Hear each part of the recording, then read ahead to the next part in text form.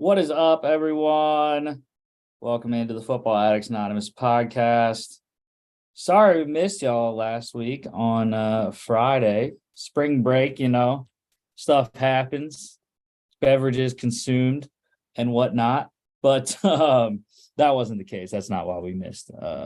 Just not feeling it. We're going to do it on Thursday, but didn't get it done there. But we got a lot going on. Free agency starting last Wednesday. We're going to go through all the deals that we missed and talk about what we think about all of them. We're also going to recap XFL week 5. There's only one undefeated team left, and we'll talk about who that magnificent program is. We got a couple of USFL things and an XFL nugget, and we got some trades along with free agency. So we'll get into all that once we get to NFL news. But let's kick the show off, starting with the XFL week 5. We actually had a Thursday night matchup this week. The Seattle Sea Dragons knocking off the Houston Roughnecks 21-14. And man, I thought for sure that Houston was going to pull a St. Louis week 1 because they were down 14-6, I believe. And then they got they were down 21-6, I believe it was. And then they got the touchdown to make it 21-14. They even converted the 4th and 15 alternate onside kick, which was absolutely crazy. So yes, they're down 15-0 at halftime. 15-6 after Max Borghi ran a touchdown in, and then 21-6 with 1:22 to go. They score with 29 seconds to go, convert the 4th and 15. It's looking like it's going to happen. All they need to do is, Wade Phillips was saying, if we score, we're going for 2. You could hear him say that on the mic. They got to the Houston 42. They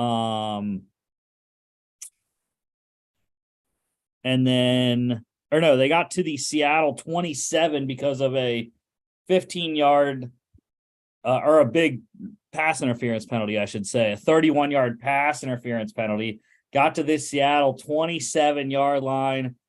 And I was just dumbfounded that I don't understand how any team ever allows a 3-man rush to get home. But that's what happened to Brandon Silvers, and the Houston Roughnecks got it looked like he got strip sacked, but regardless, it was ruled a pass. So an interception by defensive lineman Nico Lalos there. And that was the game. What's up, Logan? Hey dude, how we doing?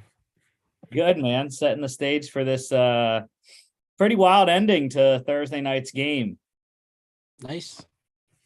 Yeah, it was crazy, man. I went in live on Houston once they scored, and they got the 4th and 15 conversion. I was like, no way.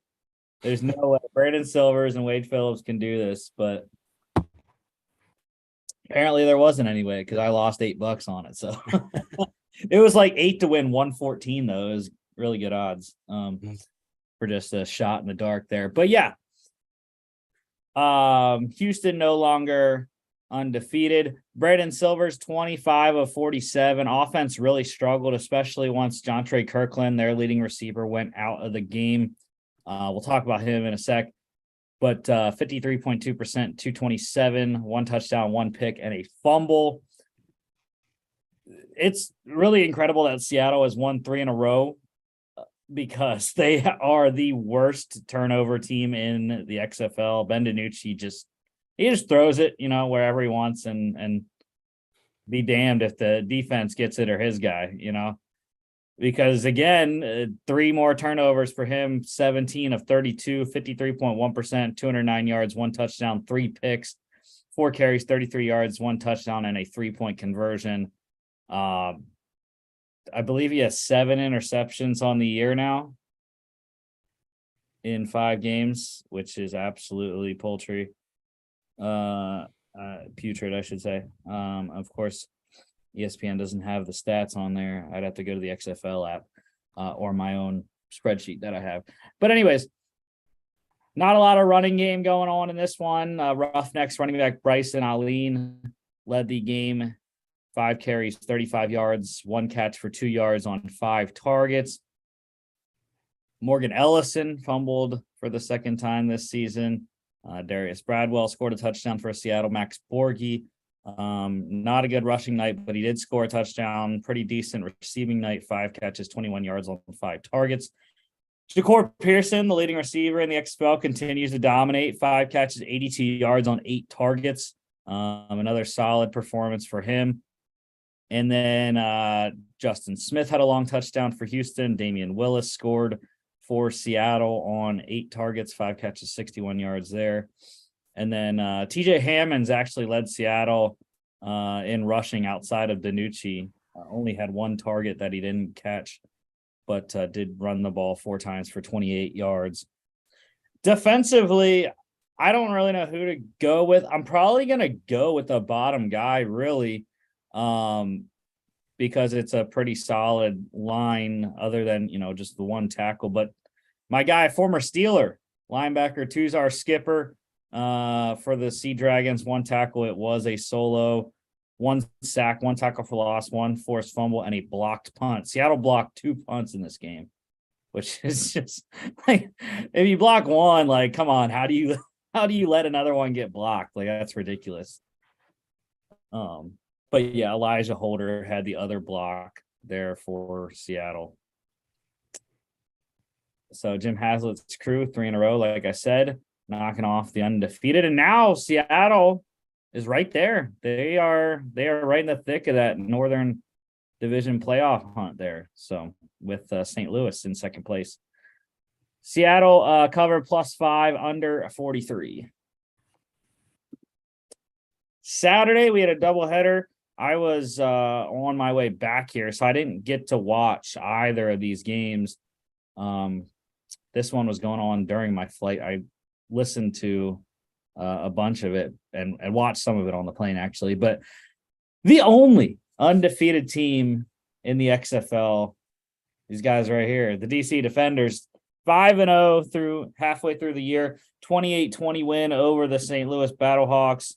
So now have swept St. Louis, which is solid, even though, they're now 2 games up on both Seattle and St. Louis. But yeah, the running game was absolutely just demolishing St. Louis. AJ McCarron for the Battlehawks, 22 of 34. Good effort on the comeback, though. 64.7%, 236 yards, 2 touchdowns, a pick, 4 carries, 12 yards, a fumble, and a 2-point conversion. This is how DC wins. They run the ball. That's, unfortunately for Jordan Ta'amu, they run the ball, but because he doesn't really get a lot of stats. But 12 of 18 for Ta'amu, 66.7%, 90 yards, 8 carries, 23 yards, 2 2-point conversions. De'Aaron King didn't do much in this game, 0 for 1 passing, 2 carries, 9 yards, but he did score a touchdown. And then the man of the hour here, Mr. number 1 overall pick in the XFL draft, Abram Smith, 23 carries, 218 yards, 3 touchdowns, 1 reception, -3 yards. That's the most dominant performance we've seen in the XFL this season so far, by far. Brian Hill had a decent night on the ground for the Battlehawks, 14 carries, 79 yards, 3 catches, 29 yards on 5 targets. Hakeem Butler continues to be one of the best receivers in the league. 9 catches, 86 yards on 12 targets, big workload for him. Stephen Mitchell caught a 50-yard touchdown on 3 targets and a 2-point conversion. And then George Campbell also caught a touchdown from AJ McCarron. Defensively, got to go with my guy, Andre Mintz there for the defenders. 4 tackles, 2 solos, 2 sacks, 1 tackle for loss, and a forced fumble. Defenders -1, cover easily, over 42. And now Abram Smith up over 400 rushing yards. He is just outpacing the league easily. Next closest is 255 yards. The other game on Saturday was a doozy. High scoring affair between winless teams, but Rod Woodson's squad gets their first win of the season, 35-32 over the Guardians, winless still. Louis Perez the quarterback play was really outstanding in this game. 20 of 28, 71.4%, 269 yards, 3 touchdowns, 2 carries, 9 yards, and a 2-point conversion. Paxton Lynch started this game for Orlando, 5 of 9, 55.6%, 47 yards, 4 carries, 16 yards. Quentin Flowers came in for a couple plays, 2 carries, 2 yards, and a rushing touchdown.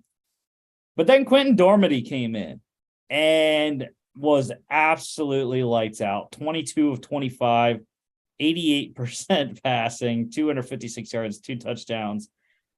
And it was weird that Dormady was in because I don't know if you had heard about the situation that occurred. There was something that he had an issue with the staff of Orlando, and that he was saying like that they did something wrong or something. I don't remember what it exactly was, but there was an issue. They put him on the reserve list until that issue got resolved. And then Terrell Buckley asked the team if they were okay with bringing him back on the active roster. And they said, yeah. So puts in a great performance here. Unfortunately, it wasn't enough because I had picked the Guardians. I went 1-3 this week. I don't remember who you picked, but I wasn't very good. So anyways, Rod Smith led the game in rushing for the Vipers, 18 carries, 62 yards, 2 touchdowns, 1 catch, 0 yards, and a 2-point conversion. Jermaine Martin and Devin Darrington both scored and had a 1-point conversion for the Guardians. Cody Latimer, easily the best tight end in the league. Definitely going to get an NFL shot this fall. 8 catches, 124 yards, touchdown on 8 targets. Charleston Rambo scored a touchdown on 5 targets for the Guardians. And then Jeff Badette, also one of the top receivers in the league, continues to be so. 5 catches, 80 yards, 2 touchdowns on 6 targets. And then the policeman himself, Sean Price. That's been a big story in the Player 54 series, which I haven't been able to watch, but I've seen some clips from it. He's a cop that was allowed to pursue his football dream. So caught his first pass of the season for a 3-yard touchdown on his only target. And then how about the night for Vegas's linebacker, Pita Taumapenu? 5 tackles, 4 solos, 3 sacks, a hat trick, 4 tackles for loss, and a forced fumble. That is quite the night. That's a couple games worth of stats for some guys. Mm-hmm. The Guardians +7.5. I did love that in this one, and over 42 easily. Did not know this game was going to just explode. So I think this is the highest scoring game of the season. I believe so. 67 in that one. And then Sunday, we had a low-scoring game. The Renegades getting it done, 12-10 over the Brahmas. Arlington now, look out. They're 1 game back of Houston in the South Division. So that could get interesting down the stretch. But the offense, I don't know. They've won 2 games now, 2 of their 3 games by 1 and 2 points. And even if they do make the playoffs, which more than likely they will, they got to play the Brahmas again this week. So, because they have a back-to-back, it's just they're flipping it, going to Arlington now instead of in San Antonio. But the offense with Kyle Sloter has been absolutely terrible. And I don't know how you don't go back to Drew Plitt. I understand they won the 2 games that Kyle Sloter has started, but like you can't win scoring 10 and 12 points a game. Like, so I don't know. I don't know what Coach Stoops is going to do. But if it were me, I'd be like, all right, we're winning, but to beat Houston, what you're going to have to do to get to the championship game, that's not going to get it done. So Kyle Sloter, though, 14 of 26, 53.8%, 148 yards, 1 pick, 2 carries, 17 yards. Reed Sinnett got his first action in the XFL this season. He started this one, 13 of 19, 68.4%, 97 yards, 1 touchdown, 1 pick, 1 carry for 10 yards, and a 1-point conversion. He was actually looking really good. The former Eagle, as I knew him anyways, played with the Dolphins last year. Unfortunately for San Antonio, he got hurt. He hurt his foot. Jack Cohn comes in, plays like crap, and they lose.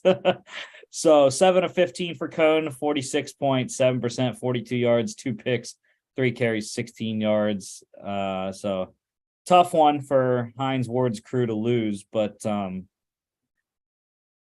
they know now Cohn isn't the dude. So anyways, Arlington, running back Davion Smith led the game in rushing, 19 carries, 44 yards, a touchdown, 1 catch for 6 yards. Pretty good all-around night for Jaquez Patrick for the Brahmas, 6 carries, 26 yards, 5 carries, 24 yards on 6 targets. Terrible rushing night for Balaj, but good receiving, 5 catches, 42 yards on 7 targets, because that's really all that Cohn could do is just check it down. So the Renegades wide receiver Brandon Arcanado led the game in receiving, other than Kalen Balaj there. 3 catches, 40 yards on 4 targets. 9 targets there for Fred Brown of San Antonio, and then pretty decent night for TJ Vasher of the Brahmas. 2 receptions, 19 yards, touchdown on 3 targets, and a 1-point conversion. Defensively, got to go with linebacker Willie Taylor for the Renegades. 3 tackles, 2 of them solos, 1 sack, 2 tackles for loss, and a forced fumble. The Brahmas cover plus 2.5 by the hook and under 35.5. 3 out of 4 dogs covering this week, and 1 winning outright with Seattle. Got a couple XFL news, couple of quarterbacks getting signed, and one of them a bigger name from recent college football seasons. The Michigan Panthers have signed quarterback Carson Strong. That one I thought was interesting because Strong was one of the 2 quarterbacks that was a throwing arm at the Combine a couple weeks ago. So he put some nice tape on display, and the Michigan Panthers saw it and like what they saw. So got him with Michigan now. And the Philadelphia Stars have a trader with kind of. It's nice, though, they signed former Pittsburgh Maulers quarterback Vad Lee. He's just got to, take the 6-hour trip across the state. So nice for him anyways. Even though it's not in Philadelphia, the Stars are at the Detroit hub, so they're practicing at Eastern Michigan's facilities for training camp. One XFL news update, which I mentioned earlier. Houston, really tough news for the Roughnecks. Wide receiver Jontre Kirkland ruled out for the year. Chest injury. He landed awkwardly on his first target of the game. Didn't return to that game. Big part of why they lost, probably, because he was their number one guy. So, yeah, that's tough to lose him, but we'll see how Houston recoups from that. Okay, now all the NFL stuff. Because we had some trades. Love some trades. So this one here, the Texans bolstering their offensive line, getting guard Shaq Mason and a 2023 7th round pick. That's number 230 overall from the Tampa Bay Buccaneers for a 2023 6th round selection, 179 overall.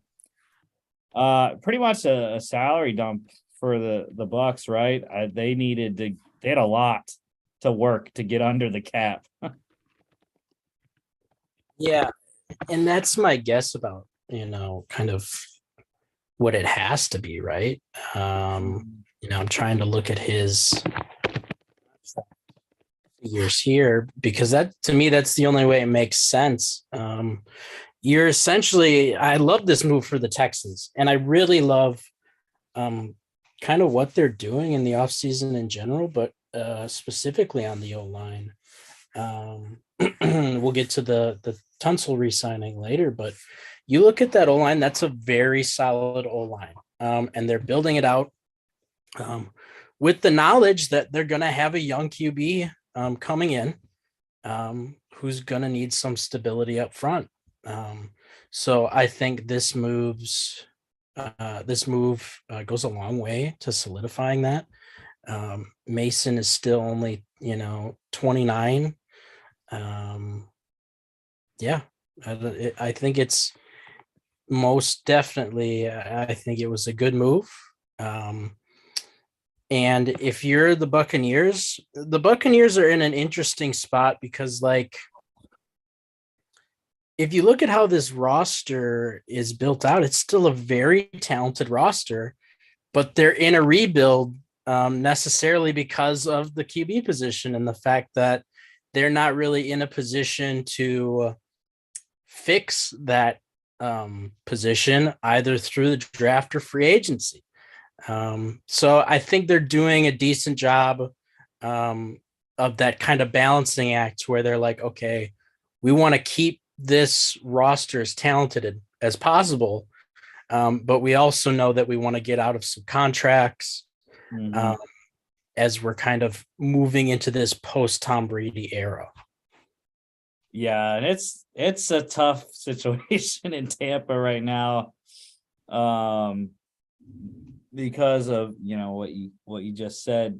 But yeah, they have, I don't remember if it's 45 or 35 for Tom Brady on the cap right now. The dead money from him retiring. But whichever it is, it's a massive dead cap hit. So I think it's really about next year for the Bucks when that is off the books, and then they can really have money to maneuver. And not gonna lie, next year probably, I don't know if Mike Evans will be back next season, just of what his money looks like anyways. And they got to get younger, a lot younger, a bunch of positions. The next one here, the Giants making a splash, trading for a Raiders tight end, Darren Waller, 2023 3rd round pick. That is the compensatory selection the Chiefs traded to New York to get Kadarius Toney. So number 100 goes to the Raiders. And I thought that was actually pretty solid value when you look at what is left on his deal. 4 years, $47.375 million, $52.375 max value, $1.25 million in incentives every year with $200,000 roster bonuses. So yeah, I mean, they're loading up for Daniel Jones right now, and I'm just saying he better be the guy, because you're making a lot of moves, and it's kind of like a college thing where it's like a 1-year wonder. but we'll see. Yeah. And it's really like it's no excuse this time for Danny Dimes, they've given him the money. And when you get that bag, even if they didn't go out and make these moves, even if they didn't, you know, if they only marginally improved the wide receiver room and the pass catching options, when you're given that contract and that amount of money and that amount of guaranteed money, it's time to be, the leader of the offense. And it still remains to be seen whether he can do that. Yeah, it's going to be very interesting. But I do like this trade. I think that the Giants needed pass catching options. There's definitely some risk involved when you look at Waller's injury history, the fact that he's getting older. From that perspective, I don't know if it fits the Giants' timeline as much, but when he's healthy, he's an elite pass catching option and a mismatch option that can, I think, really help Daniel Jones progress. And I mean, with pick 100, you probably aren't going to find a guy who can be that difference maker. Even though this is a very deep tight end class, finding a guy who has specifically the pass catching ability of Darren Waller would be really hard. Yeah, I mean, who knows though? This pick could be used, 3 still open right now for business with the Cardinals. So, Raiders are one of the teams that are rumored to be moving up for that third quarterback. So we'll see if this is just a bargaining chip or not. The next one here, we had 4. So Cowboys involved in these last 2 here. Cowboys getting a corner, Stephon Gilmore from the Colts, number 176 overall, goes back to Indy, 23 fifth round pick. I didn't look up what the numbers were for Gilmore, but this is twice now he's got traded for like just nothing. When he got traded to the Panthers, it was like a 6th round pick. Traded to the Cowboys, it's a 5th round pick. So I don't know what this man has to do because he's a former defensive player of the year. I don't know what he has to do to get traded for more than a 3rd day pick. Yeah. So according to Spot Track, Gilmore signed a 2-year, $20 million contract with the Colts. In 2023, he's going to earn a base salary of $7.9 million, a roster bonus of $1 million, and his cap hit is going to be $9.9 million, which was decent. Yeah, I mean, $9.9 million cap hit for someone who, and look, Gilmore's getting up there, but like he's still playing at a very good level. Mm-hmm. He's still a CB1. And this is exactly the kind of thing that like the Cowboys needed. Like they needed someone opposite Trevon Diggs, because the way Diggs plays is that he's going to give up some yardage, but he's such an elite ball hawk. But the problem is it kind of hurt their defense because they didn't have a guy who can limit that yardage, who can kind of make up for that. Now they have someone as Stephon Gilmore who's going to be able to limit other teams' wide receiver 1s and 2s in terms of the yardage they're going to get, which is going to free up Trevon Diggs to be more of that ball hawking, aggressive cornerback. This is an amazing move for the Cowboys defense. And it's a great move, to kind of like inch them up the NFC tier. The NFC is still wide open. So yeah, it's really interesting for the Colts. I mean, it's a salary dump, but again, I don't know. And he doesn't fit their timeline anymore because they are going to be in a rebuild, whether they like it or not.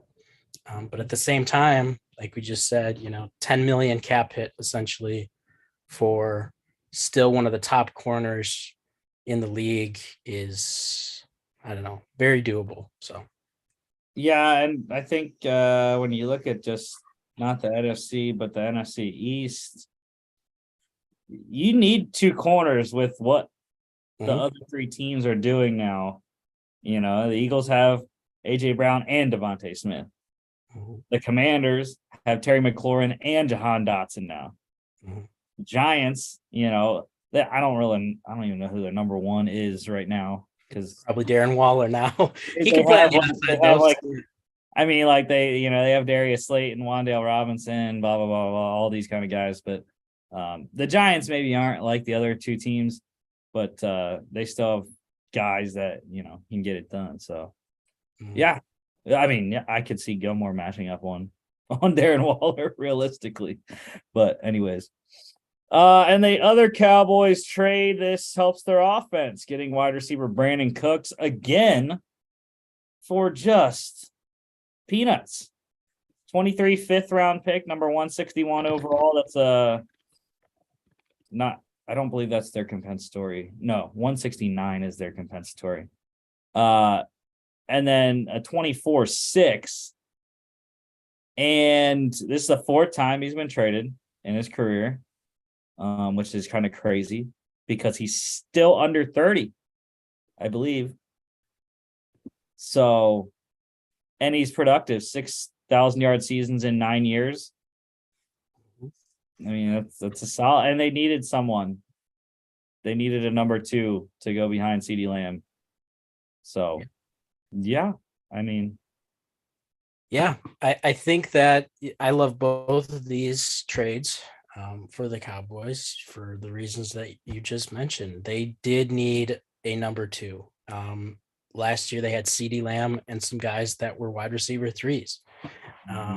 So they needed that number 2, and Brandon Cooks has been a high-end number 2 and a borderline wide receiver 1 for the past like 5-6+ seasons now. It's so weird that I don't think we've ever seen someone be this productive and get tossed around this much around the league.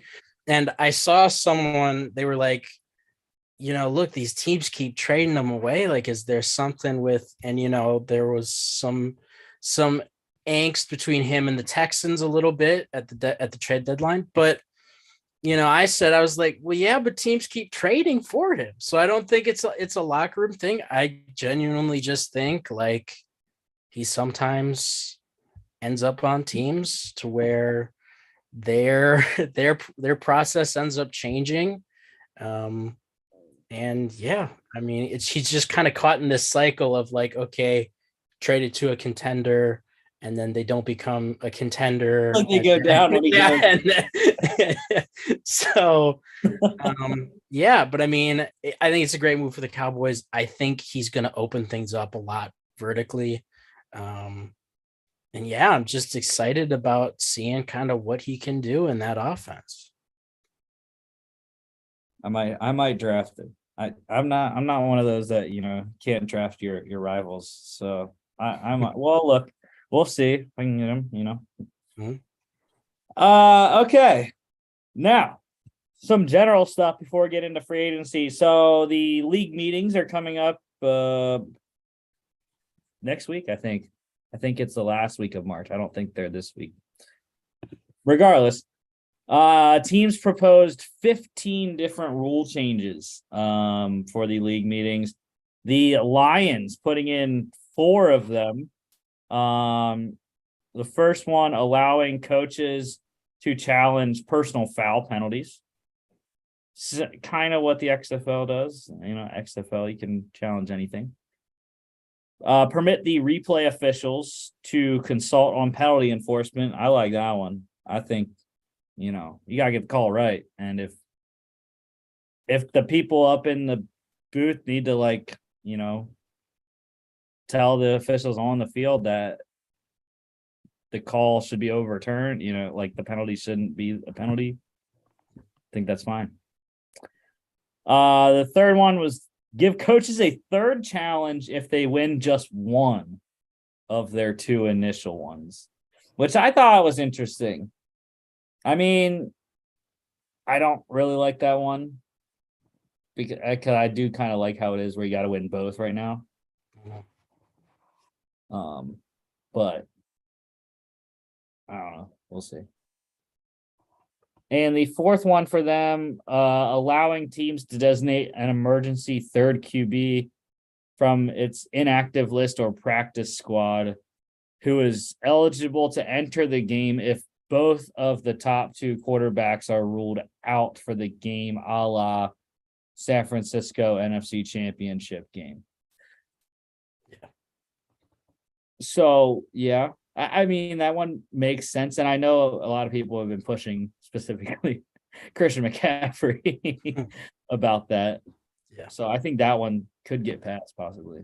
Yeah, I think that makes sense. I mean, that used to be a thing, right? It only had changed. So I think that, there's a chance that maybe that comes back. I also do like allowing, permitting more replays on certain penalties, especially roughing the passer. It's become such a, I don't know, kind of difficult. Well, we'll get the roughing the passer. But Yeah.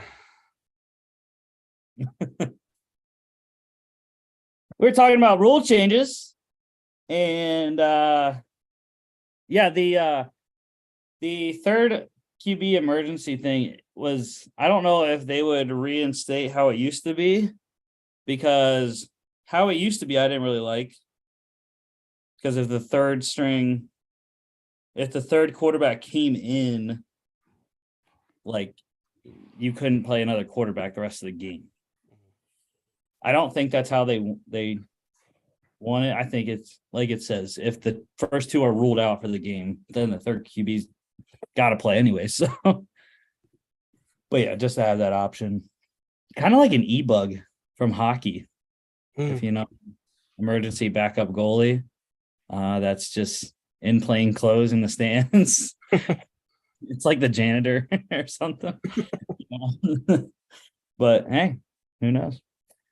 The Texans put one in. They wanted to give the replay official jurisdiction to review failed fourth down attempts, which is interesting. I mean, you could put that, you could implement that, but it's like, I feel like that's tough to do, because it's just a yardage thing, and it's like, do you have the right angle or not? Yeah. And I think that's one of those instances where I think the coach should challenge that. Right. Yeah. Here's your roughing the passer from the Rams. They wanted to allow roughing the passer penalties to be reviewable and or challengeable. So you can go in your roughing the passer tangent now.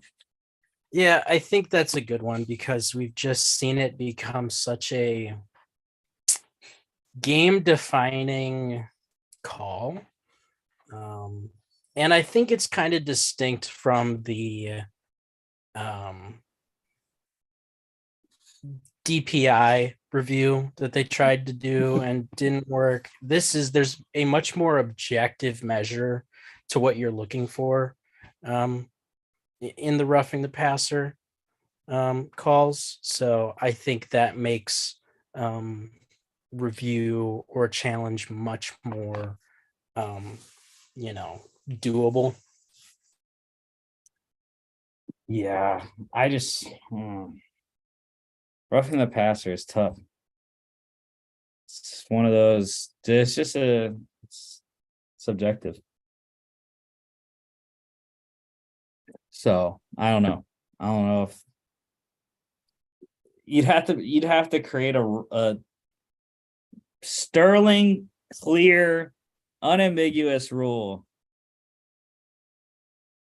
to make it reviewable, I think, anyways. But whatever. And then the Eagles put in 3. One was to create an alternate onside kick, which they have tried before. They've submitted an alternate onside kick before, and the owners have voted it down real quick. This time, they are proposing a 4th and 20 from your own 20. So that's tough. But I mean, I think with the success of the XFL using that rule, 4th and 15, I don't remember what yard line they do it from. I think it's your own 30, 25. I think the NFL has to eventually do something like that in the fourth quarter. Only in the fourth quarter, though. The second one, the Eagles wanted to allow teams to use number 0 uniform number. So Eagles drafting Darnell Washington confirmed. I would love that. Can you just get your Darnell Washington, like a big tight end or a big middle linebacker, slap the number 0 on him. Let's just have some fun with it. Yeah. The third one, the Eagles wanted to, which was kind of interesting, I thought, anyways, require game clocks to display tenths of a second in the final 30 seconds of each half. That one would be, I think, kind of cool. You spike the ball and you have like 2 tenths left and you just take a field goal. Yeah, that'd be pretty crazy. So I kind of like that one. And then the Chargers put in one. They wanted to, this one was, I thought, very intriguing. They wanted to allow a wild card team to be seeded higher than a division champion if the division champion has a losing record and the wild card team has 4 or more wins than the division champion. So, I mean, I get it. I don't like it, though. That's the whole point of the game. Is that you win your division, you get a home playoff game. So why should the wild card be seated higher?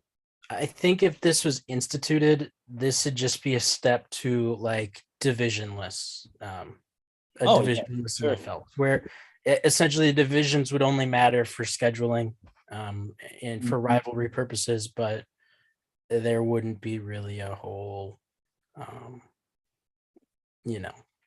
wouldn't matter for playoff seeding, which, I don't know. I mean, it's definitely interesting because, you say to yourself, well, look, the best team should be in the playoff and shouldn't be divided by divisions. At the same time, I do think winning your division is still something to celebrate. So I can see kind of both sides of that kind of argument, but yeah. Well, and I also think, winning your division, it's not your team's fault that your division sucks. Yeah. And if your team also is not that good compared to the rest of the teams you play that year, I mean, like the Bucks this year. But the Bucks, went in and they lost the first game. So I think no harm, no foul on that one. Mm-hmm. I don't know if the Chargers were just butthurt because they had to go to Jacksonville, and then blow a 27 lead. Right, yeah. Don't blow the 27-point lead. Yeah. So, I don't know. The thing is, would it have mattered if the game was in LA? Maybe. I don't know. But whatever. And then the Jets put in one. They want to expand. They want an expansion of the illegal crackback rule, which is something that's just so random, I think. When do you even I don't know how many, I could probably count on one, maybe it goes to the second hand of how many crackback block calls I have heard it last season. It doesn't get called that often, so I don't know why we need an expansion on it. Yeah, and I don't know. That's why. Yeah, you'd have to do a psychoanalysis of okay, check the tape. Did something happen to one of the Jets' key players, on a crackback block or something? Who knows? Because I feel they don't call that very often. But illegal block in the back is called all the time for side blocks or like you barely touch the guy in the back and they throw the flag. So I don't know. And then 25 teams to get collectively put in a rule change to reduce all preseason roster cut down deadlines to 1 day. That I don't understand why.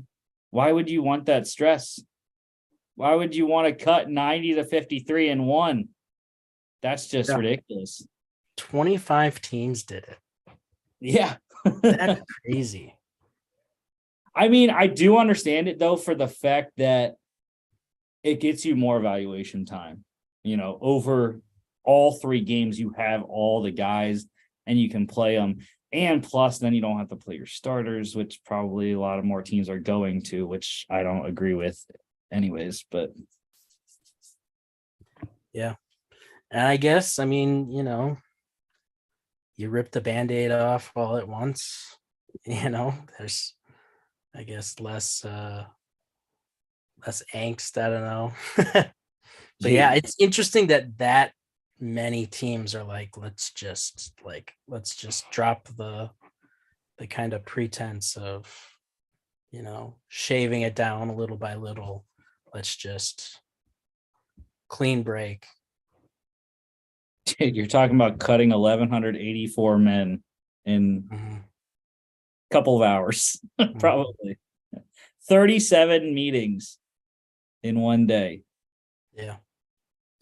That's tough. I wonder how that would look on Hard Knocks, because they always had to cut episodes on Hard Knocks, and I don't know. It'd be interesting. Okay. The Chargers granted running back Austin Eckler permission to seek a trade. So, and I haven't heard anything, like there's been nothing on that front right now. He's due like 6 and something million, 6.75 million this year. I believe that's the last year of his deal. Yeah. Yeah, I mean, I think it's puzzling for both sides. Well, I think it's puzzling in three ways. Okay.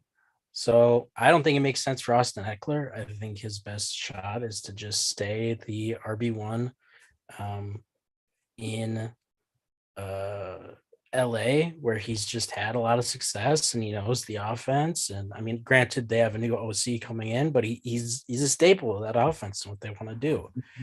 I don't think it makes sense for the Chargers to trade him, because they don't really have anybody else on the roster who can fill that role. Their backup is Isaiah Spiller, right? I think. And Josh Kelly. Yeah.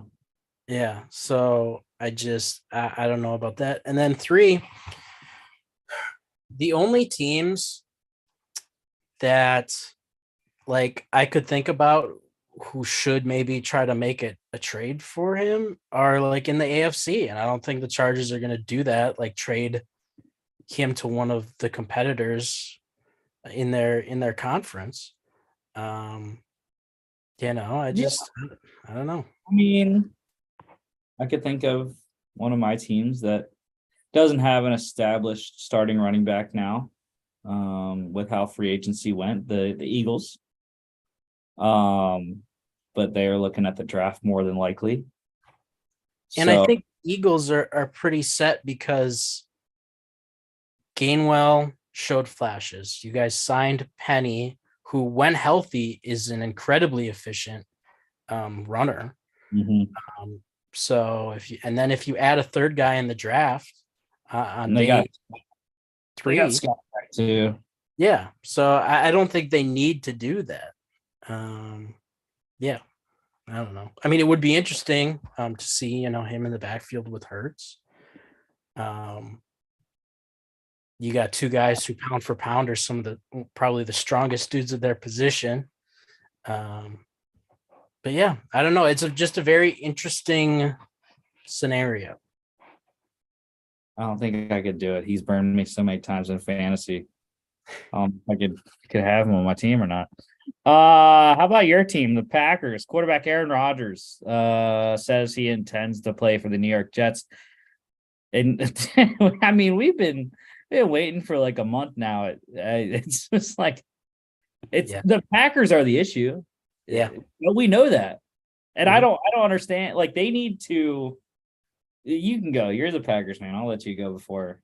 It is really, it's been so tough because no matter what side of this you fall on as a Packers fan, you just want this to be done. Like, even if you were like, Brett, like, don't go, like, everybody just wants a resolution to this. At the same time, though, I am really impressed, I guess, with the Packers front office not kind of caving and trying to get compensation back. And what's so interesting about this is that I think when you look at this, both sides have leverage in these trade negotiations. And that's why this is taking so long and this is being drawn out. We've seen Joe Douglas in the past fleece some teams for what have in hindsight have been some really good trades. At the same time, the Packers FO is one of the smartest in the league. So you have two front offices that are good at this. And you have two teams that have leverage because you're looking at the Packers. Okay. The Jets and Aaron Rodgers have come out like this is it. This is what's happening. The Jets don't have any other options. Okay. This is it because they did not do what they should have done, which is to have a deal in place with the Packers before they talked to Aaron. Okay. So they talked to Aaron first. They threw all their chips on the table to try and get him. And then meanwhile, free agency happens. All the other guys kind of fall where they will. I've seen there's a lot of Jets fans on Twitter who are like, you guys don't have any leverage. Like, we'll just go and sign Lamar, or it's not happening. Like, it's not happening. Like, one, if the Jets do that, like, the overwhelming likelihood is that the Ravens are going to match whatever offer comes through. Two, I just do not see Woody Johnson standing up to the rest of the league's ownership and giving Lamar that fully guaranteed contract that he wants. So I just don't see that scenario happening. So this is the Jets' really only option. At the same time, the Packers do not want this to go into like OTAs and training camp because they can't have them show up. Like, they can't have them show up and just kind of muddy the waters to the whole start of the Jordan Love era. They're going to want a clean break, a clean start to this new new era of Packers football. So, that's why we're here where we are, is because both teams have leverage. And yeah, I think that one of the things that is important is that the Packers, unlike the Jets, have their preferred starter on the roster. No matter what happens, and Jordan Love can look good this year. He can look bad. This offseason, they want Jordan Love to be the starting QB. The Jets do not want Zach Wilson to be their starting quarterback by any means like necessary. So yeah, but that's why this is dragging out, and that's why I honestly think this could drag out until draft night, to where it comes down to, all right, let's say, as some people have speculated, like pick 13 is what's holding this up. The Jets don't want to give up that. The Packers really want that. Let's say on draft night, it gets to pick 13 and the Jets don't have anybody on their board that they necessarily like. Then they're like, okay, you know what, let's just do this. Let's get this over with. So I don't know. It's all speculation, but I think that both sides right now are saying we're okay with waiting this out. Yeah, and I think draft night's the deadline. I think that is when it will get done if it doesn't happen before, which at this point, it's second free agency wave, and it's like there isn't any hurry, which is weird because I've talked to some Packers fans, and it's like the Packers haven't done much in free agency because they can't. They don't have any money. Aaron's contract on the books was hindering their ability to sign free agents, which is why I'm surprised the Packers really waited this, have continued to wait on this. Like, I know you have to get the best you can, but at the same time, there are no other suitors, right? Like, at some point, you just have to say, okay, we'll take what is your best offer? We will take that. Because I think as we move on, if I were the Jets, I would say, okay, we'll keep going down. Like, I don't know. I would not trade a first round pick for Rodgers. I've been saying that all along. He's a 38-year-old making $50 million a year that you might only get for one season. That's not a first round. I would trade maybe a second. I could do a second this year. And then, maybe a fourth this year, and then let's do a 3 next year. And throw some scrub wide receiver in there. Yeah. I mean, I don't know. I think that the response to that is that, if you're the Jets and you truly feel that he's the last piece to elevating your team to a Super Bowl, you're probably going to have to give up that pick 13. You know what I mean? That's what's hard about this whole thing is that,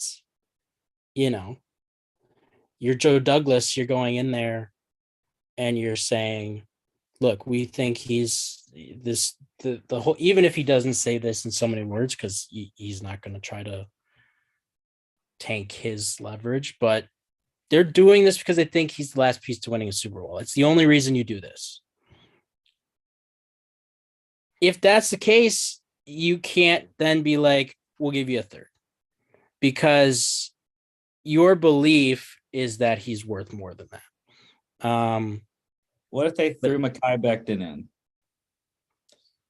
I mean, I don't know. I mean, that wouldn't make sense, I don't think, for either team, because the Jets need a left tackle. And you got Dwayne Brown. He's 38, but the thing is you're gonna draft without giving up 13. You'd draft the tackle at 13. I guess. But I mean, Packers still have Bakhtiari when healthy. They have a pretty good O-line across the board and some depth. When healthy. I mean, that's the same thing with Becton. Same with Becton, though. So, yeah. Okay, finally moving on here. Some restricted free agents tenders. The Ravens. This one I thought was shocking considering the Lamar situation. They designated quarterback Tyler Huntley at the right of first refusal RFA tender, 2.627 million for the 1 year RFA tender. And I don't understand why no one has offered him. I mean, last year aside, the year before that, 2021, he was very good. when he played the couple games for Baltimore. And that's why I even picked him up in Dynasty, because I thought Lamar should be gone. And then, or even if Lamar's signed, I think someone else is going to sign Huntley. And I'm just, again, I'm shocked no one has offered him a deal. So. Yeah. It's interesting with those tenders because some of the times you look at them and you're like, look, I'd do that. But they so rare. It's so rare that a team actually, tries to offer one of those restricted free agents. So Yeah, I mean the guys that are tendered at draft pick compensation level makes sense why you don't put an offer sheet in for a guy, but the right of first refusal, I don't understand why you don't just try. I mean, most likely it's going to be a lower offer that the Ravens will be okay with accepting anyways, but at the same time, it's like, why not? Why not try? And teams do still have till April 21st to put an offer into him. And then the Ravens have 7 days after that to match or not. So we'll see though. I don't know. Another guy getting the RFA tender. This one a lot higher. Titans offensive lineman Aaron Brewer, 2nd round RFA tender there. So not going anywhere. Not going to pay a 2nd round pick for Aaron Brewer. Chargers safety Nasir Adderley has retired. Feels like he was drafted he was drafted in 2020, right? I believe. So very short career. Good to, he sees his mental health has to get right. So don't love the game anymore. You got to get out. Mm-hmm. The Bengals offensive tackle Jonah Williams has requested a trade. Now, this was in response to the Orlando Brown signing, which we'll get to the numbers on that. But yeah, I mean, that's a very viable tackle option for a team that needs one. And there are plenty of those. So yeah, it just depends on what the Bengals would want back. Yeah. I think it's one of those to where we could see where he goes for like a 5th or a 6th, and we're like, well, he's worth more than that. But I was going to say 3. Right. I think that he's worth around that, but it's at a point where like the Bengals don't have a lot of leverage because they signed Orlando Brown to be their left tackle. So yeah, I don't know. It's interesting. But I think some team will pay because it's the 1st round pedigree thing. So, someone's always going to kick the tires on a 1st rounder. The Jets, they are discussing a possible trade of punter Braden Mann, draft pick a couple years ago, 2019, I think, 2018. I don't remember. But they did just sign Thomas Morstead. So, Mann, Jets looking to move him, try to get something out of him anyways. Who knows? He hasn't been terrible for New York, but it's really weird. I didn't understand that thing. Why you're signing a 40-year-old punter and then trading a 20-something-year-old punter. That don't make sense. I mean, maybe they wanted Thomas Morstead so he could be good buddies with Aaron Rodgers, the old man's club on there. Him, Aaron Rodgers, Randall Cobb, and Mercedes Lewis, they'll all get together. Yep.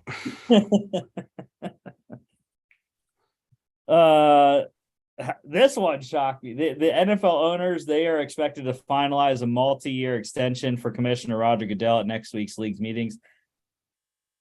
I thought he was done after this contract that he's on. And now they're telling me he's going to get signed to more years. The hell is that? I don't know. I guess, money talks. Money talks. I mean, there's been some, questionable stuff that's gone on under, his tenure as commissioner, I guess you could say. But, one thing is that under his leadership, the NFL has been more profitable, more, from a business standpoint, more growth than ever before. And that was even during the pandemic. So, yeah, I mean, if you are the ownership, you say, hey, let's just keep it, keep this is working for us. This is working for our wallets. Let's just keep it moving. I was on the Condoleezza train. That would have been cool to see. I was ready for her to come in. Yeah. One of the greatest Patriots of our time, Dante Hightower, linebacker with New England, has retired. 10 seasons in New England. 2012 first round pick, number 25 overall. Really didn't have, the best statistics in his career, but vaunted defenses in the 2010s Patriots. 3-time Super Bowl champ, winning those second 3 of Tom Brady's career, 49, 51, and 53.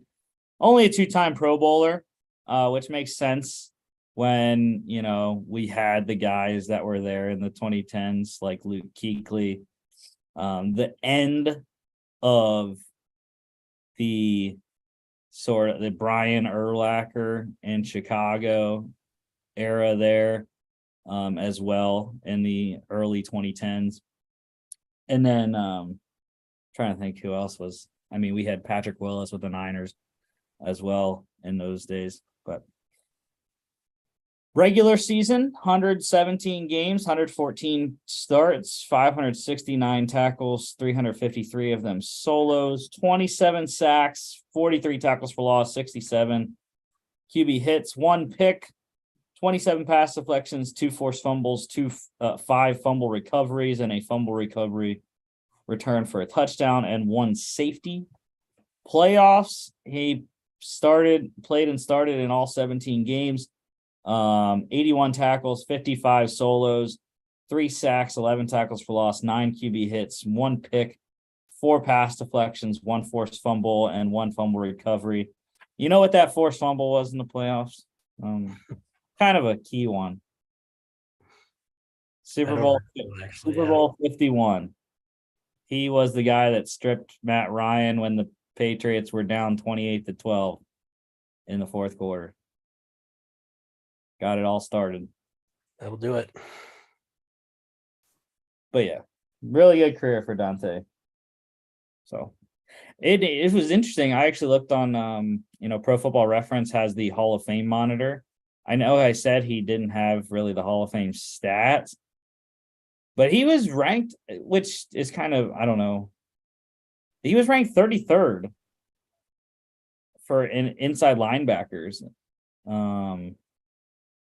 I don't know how high you have to be on the inside linebacker list on that to get in the Hall of Fame, but I thought 33rd was pretty good for the Hall of Fame monitor there anyways. Yeah, good career. And we mentioned it with Devin McCourty, but just another guy who's just the textbook definition of kind of a patriot and what Bill Belichick looks for in his guys. So, yeah, for sure. And then last general thing here, the Falcons reinstating defensive tackle Eddie Goldman off the reserve retired list. He retired last year, and now he's back. It's nice addition for the Falcons defense, who have gotten a lot better on that side of the ball with all their free agent moves that we'll talk about. So yeah, Goldman, just another piece there in Atlanta for Ryan Nielsen's defense now. One pre-draft visit, I had to put it in because it was on social media. The Texas running back Bijan Robinson had his first pre-draft visit of course, is in Philadelphia with the Eagles. So, yeah, that's. I'd be okay. I mean, I'm not like, I know a lot of Eagles fans like really want him, but I'm just, I'm okay if we get him. If we don't, that's fine. Yeah. You'd have to do it at 10, not 30. No, Yeah. not worth it at 10. Okay, releases. The Seahawks releasing a couple defensive tackles, Quentin Jefferson and Al Woods. So yeah, I would have to think they're gonna have to draft a defensive tackle because it's pretty thin there. For Seattle. The Commanders releasing the PPR king himself, JD McKissick, released by Washington. So yeah, that's a great third down back available on the open market right now. The Broncos, they waived wide receiver Freddie Swain. I didn't even know Freddie Swain was on Denver. Last time I knew he was still on Seattle. So I didn't even realize he was on the Broncos last year.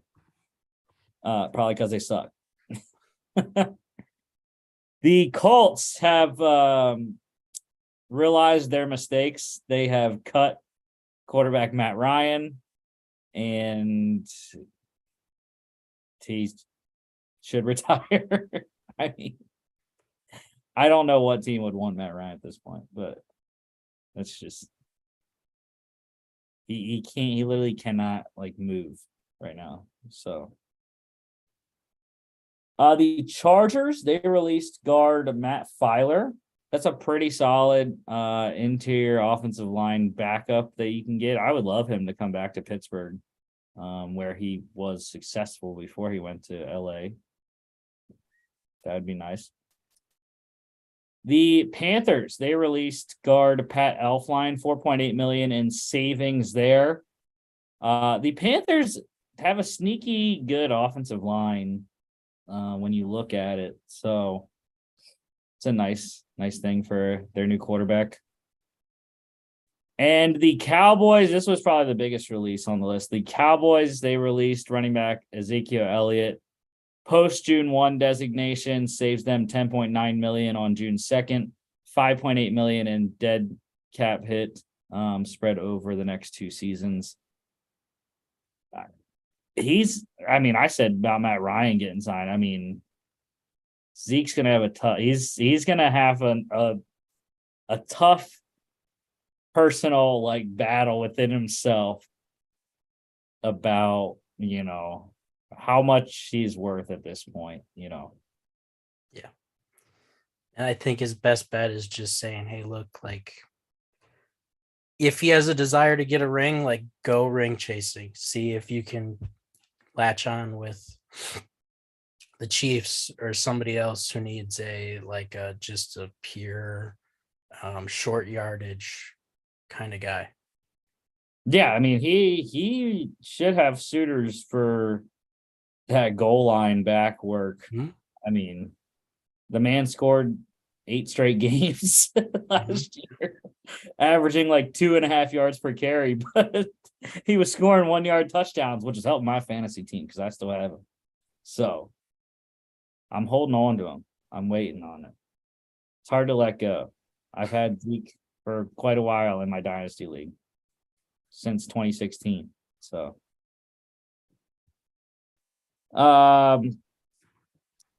the Dolphins, they released corner Byron Jones, $13.6 million. Also a post June 1 designation.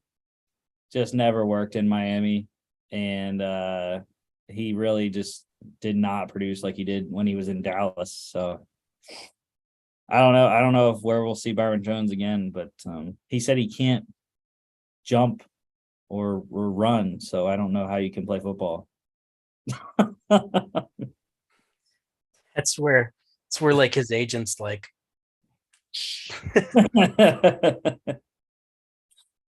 The Giants, this one was probably one of the worst kind of free agent deals we've seen in a bit. Releasing wide receiver Kenny Golladay he had like 7 receptions total over his 3 years in New York. I mean, absolutely just nosedive from Detroit. Yeah. I don't know what happened. Like, I liked Kenny Galladay when he was in Detroit. I had him on a few of my fantasy teams. Yeah. I mean, when he got signed, like everyone was like, that's kind of an overpay. But like, I don't think anybody expected that level of a drop off that did happen. Like, so yeah. Just injuries after injuries. It's crazy. The Steelers, they cut linebacker Miles Jack, which is fine. They signed 2 other linebackers. So I think they're going to be okay there. They'll probably draft one as well this year, in the later rounds. So I think that's a good sign. That's a good release by Pittsburgh. Couple quarterbacks getting cut. Bears releasing quarterback Trevor Siemian. They signed a quarterback to replace him already before that release happened. And then Patriots, how about 3-time Patriot quarterback Brian Hoyer gone once again. I feel bad. Back. Brian Hoyer just gets no love, and you know what? I think he's fine wants with to do is hang out with Bill Belichick. Like, that's all he wants to do, and he can't. Bill's like, get away from me. 4 times now. It's funny. I follow Andrew Brandt, who's a sports layer. He used to work with the Packers, and he always tweets about the business of football Hall of Fame, and talking about guys like career earnings. And I think he has Brian Hoyer in there just because he has like a bunch of career earnings just by being a backup. So Bailey Zappi, I guess they're expecting him to elevate to that solidified number 2 spot. 1B, I'm calling it 1B. The Zapster getting it done up there in New England. Gonna take Mac Jones' spot. Bucks releasing the running back Leonard Fournette and tight end Cameron Brate. Knew those moves were coming. Just made official this week. So yeah. Playoff Lenny. I'm surprised he hasn't really had a market. He hasn't been the greatest, especially last year. But I think he's a decent RB2 that has that power aspect that you want. Yeah, I mean, I think he's still got a little juice left in the tank. He's weirdly great out of the backfield catching the ball too. It's so weird because he's like big and you don't expect him to be good at catching the ball, but he really was in Tampa. The Patriots, they released corner Jalen Mills, $5 million in cap savings there. Mills on the downward a little bit. He really hasn't been as good as when he was in Philly. So, and yeah, I already mentioned Al Woods there.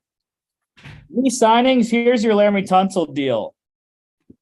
Texans signing left tackle Laramie Tunsil, 3-year, $75 million extension, $50 million fully guaranteed. That is mucho dinero, sir. Yeah. Yeah. I think so. I was listening to a podcast and I think that he's like at the end of this contract, he's going to be at least at like 120 million like career earnings, just based on the fully guaranteed money here. So it could be more based on the rest of the deal. Yeah, I don't know. I mean, he keeps just signing these kind of 3-year, and at the end of this deal, he'll still only be like 30 or something. So he's going to have another chance to like swing at another top contract. So he's just going to bankrupt Cal McNair. Yeah, that's essentially what he's been doing. And the other thing that's amazing about all of this is that, and I found this out the other day, is he doesn't have an agent. He represents himself. So, well, I think some guy named Lamar should call Laramie and ask him, how do you do that? Yeah. Because Lamar ain't getting it done himself. So, but anyways, the Eagles. How about this? They signed corner Darius Slay to a 3-year, $42 million extension, $23 million fully guaranteed. Out of nowhere, everyone's like, "Bro, Slay's gone. He's getting released. He's out of here." And then CJ Gardner-Johnson declines the Eagles' long-term offer. They re-signed Bradbury, and then they signed Slay back too. Which I could have never foreseen that Eagles went into this all season. I thought Bradbury's gone.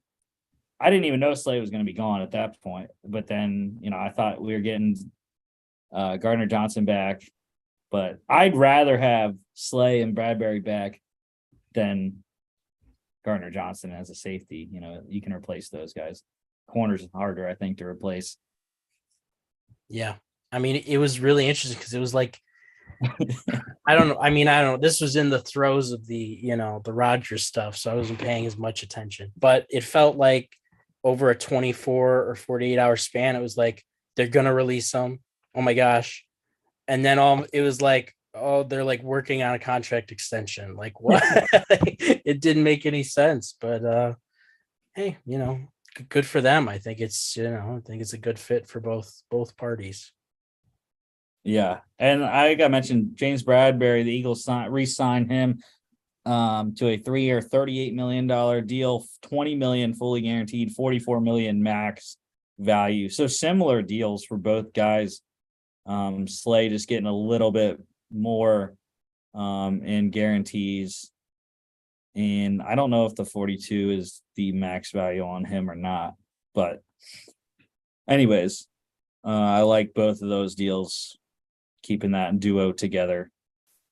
The Falcons, they re-signed offensive tackle Caleb McGarry, 3 years, $34.5 million deal. Solid there. They re-signed Chris Lindstrom as well. So keeping that offensive line together, which again is another pretty decent line as well, with Jake Matthews that left too. And that's a good deal for basically a plug and play. Solid right tackle. Yeah, I concur. I was very happy. The Steelers, they re-signed defensive tackle Larry Ogunjobi, 3 years, $28.75 million, $21.75 million guaranteed. I like it. I like the deal. Good money. Steelers get their guy back next beside Cameron Hayward. So the Cowboys, they re-signed safety Donovan Wilson, 3 years, $24 million, $13.5 million, fully guaranteed. That one, I was like, why? I mean, is Donovan Wilson an $8 million safety? I don't know about that. Yeah. I think it's more of a continuity thing. You don't want to, especially with them going out and getting Gilmore and Cooks. They're very much, hey, look, this is the window. We're kind of defining what it looks like, and we don't want to rock the boat too much. So you re-sign him, you keep him. He knows the defense, so I don't hate it. Yeah. Oh, how about this one? The 49ers, they re-signed center Jake Brendel, 4 years, $20 million max value, $8 million guaranteed. That's a nice deal. Jake Brendel, not known by many as one of the better centers, but not the best, but pretty good. Shanahan likes his dudes. The Broncos, they re-signed my guy, linebacker Alex Singleton, 3 years, $18 million, $9 million guarantee. That's a very good deal for Mr. Singleton. I just like him from his time in Philly, but yeah. I mean, you talk about another team that is just like, here's the window. Like, the Broncos have been making moves this offseason. Yeah. I mean, I like it. Sean Payton showed up and was like, let's go. How about we go 3 straight center deals here? Panthers re-signing center Bradley Bozeman, 3 years, 18 million there. Love that. Keep that line together. Vikings re-signed center Garrett Bradbury, 3 years, 15.75 million. And then the Eagles re-signed GOAT of centers, Jason Kelsey, 1 year, 14.25 million, 14.75 million max value. I think all pretty solid deals. Obviously, I'm impartial. Jason Kelsey, fantastic. It's good to see. It's going to be good having him back in the league, just because he's one of those guys. He's a great football personality. Yeah. Him and Travis on the podcast is funny. The Bills, no one thought this would happen, but they got safety Jordan Poyer back. Really low money that I didn't think would be that low. 2 years, 12.5 million, 14.5 million max value. I don't know if it's like just his age or like if it's the NFL overall devaluing safeties, because we saw, like I mentioned with Gardner Johnson. I mean, like to get him back on 6.25 a year, that's solid for Buffalo. Yeah. Yeah. And I think they mentioned this on the Athletic Football podcast. They talked about, they were like, it seems like there is a regression in the safety market.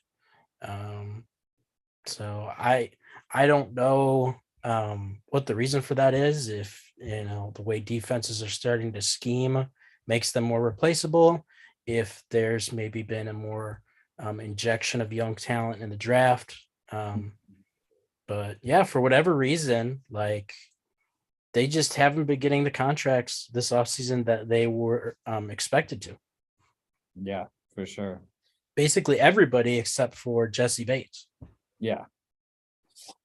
The Giants, they re-signed wide receiver Darius Slayton, 2 years, 12 million, 16.5 million max value.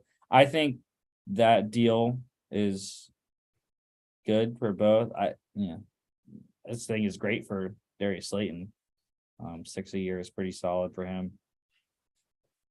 The Patriots, they re-signed safety Jabril Peppers, 2 years, $11 million max value, 6 million guaranteed. I really didn't even notice Jabril in New England, so sure. Why not? The Cowboys, they re-signed linebacker Leighton Vander Esch, 2 years, 11 million. That one was not expected. Not a lot of people expected Dallas to get him back. But again, to get 5.5 per year at what the inside off-ball linebacker market looks like right now, outside of the big guys like Tremaine Edmonds and whatnot, I think that's a nice deal for Vander Esch. The Seahawks, they re-signed defensive tackle Jaron Reed, 2 years, 10.8 million max deal there. I mentioned they had to get some help there in Jaron Reed back, but they're going to need some help alongside him in that interior defensive line. How about the Saints re-signing wide receiver Michael Thomas, 1 year, 10 million, 15 million max. It's just, I don't even know what he is anymore because he hasn't been on the field. So yeah, it's weird. He felt last year he was on the field for a little bit and he looked really good. And we were like, look, hey, this is what we remember. And then he was gone again. So yeah, it is going to be very interesting. We'll see what he can do with Derek Carr. Yeah. Happy about this one as well. The Eagles re-signing defensive tackle Fletcher Cox, 1 year, 10 million. That's good. I saw when when they mentioned that deal. That's the hometown discount for Fletcher Cox. He knows where he's at this point, wants to stay an Eagle, just like Jason Kelsey. And, they're just riding out the twilight years while staying competitive. Mm-hmm. The Cardinals, they re-signed guard Will Hernandez, 2 years, $9 million. Has played well in Arizona since his time in New York with the Giants, who drafted him.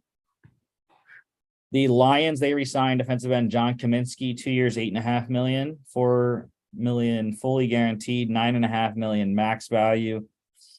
Underrated guy, broke his hand last year, but still had 4.5 sacks, I think, for that Detroit defense. How about the Dolphins? The Dolphins were weird, dude. I don't like. They re-signed their whole backfield, which was weird. I don't know why.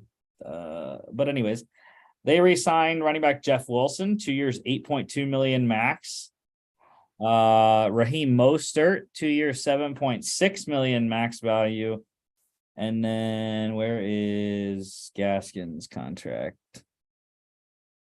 And then they re-signed running back Myles Gaskin on a 1-year deal as well. So, yeah, they get their whole backfield back for Mike McDaniel and co. on cheap deals. Yeah. And I mean, I think just from pure football fan perspective and fantasy perspective, like, I think it would have been fun to maybe see more of a name go there and get signed, or maybe they look to the draft and be like, hey, let's get another kind of fun, skill, fast guy to add to this offense that already has it. But Mike McDaniel is obviously very happy with where that room is. And he has 2 guys in there that he's very familiar with. So, hey, if it's not broke, don't fix it. I want him to draft Tajay Spears. Be fun. That's what I want the Dolphins to do anyways. The Saints, they reworked quarterback Jameis Winston's deal. He is back. 1 year, $8 million to back up Derek Carr this year. So, that's fine.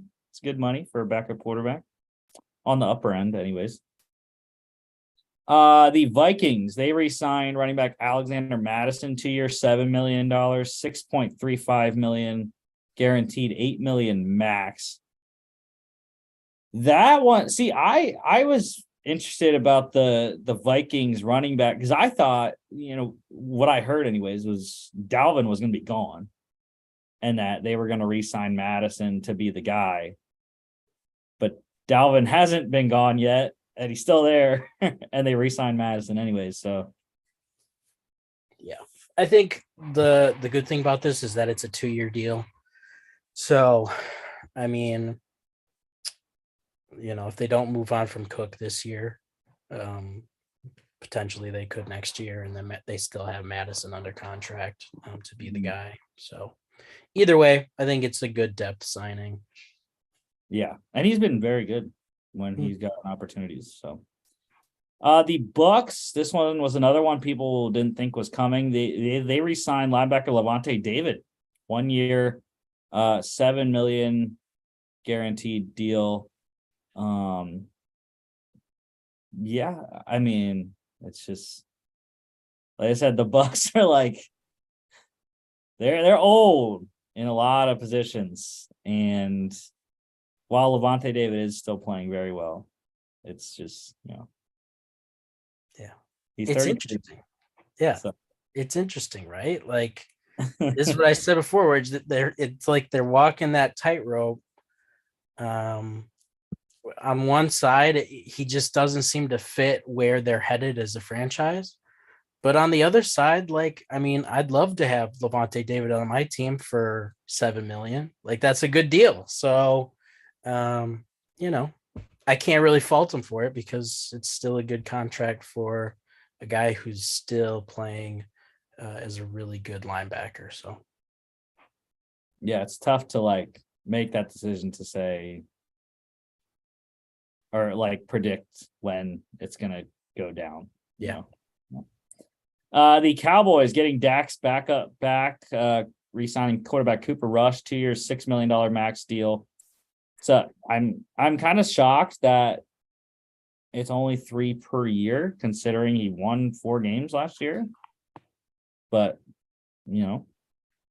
maybe he took a discount as well to stay in Dallas. Jags re-signing corner Trey Herndon, 1 year, $6 million deal, getting the rest of that secondary back together there. Ravens re-signing running back Justice Hill, 2 years, $4.5 million, $5 million max value. I think that's a very good deal for Justice Hill. Didn't even notice him last year, but it's fine. Good for him getting that money. The Vikings, yes, we have long snapper news, people. The Vikings re-signing long snapper Andrew DePaula, 3 years, $4.025 million, $2.265 million guaranteed. That is the most ever guaranteed to a long snapper. Yeah, get that money, young man. He's not really young. I think he's like 30.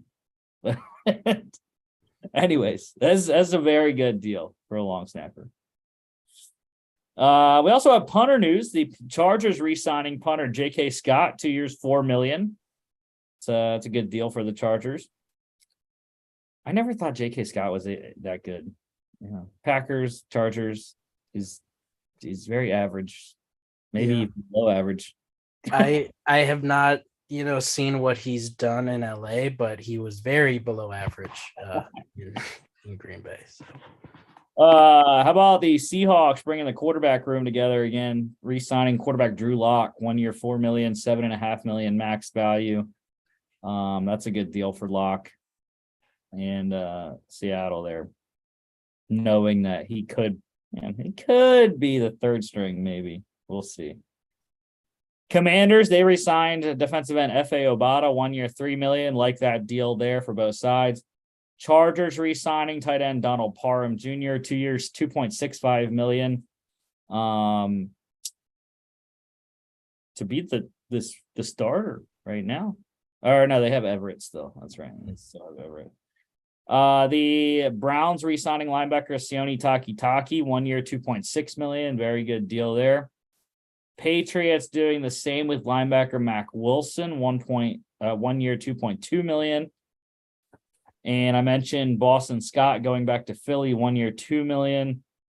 And the rest of these guys, I don't have money values, but some of them I have year values. Chargers getting their right tackle back, Trey Pipkins III, on a 3-year deal. Dolphins re-signing linebacker Duke Riley to a 2-year deal. Other 2-year deals getting done. Cardinals getting offensive tackle Kelvin Beachum and kicker Matt Prater back on 2-year deals. Steelers doing the same with safety DeMonte KZ. Loved that. I think it's a very good re-signing there. Chargers getting a 2-year deal done with defensive end Morgan Cox, bringing him back.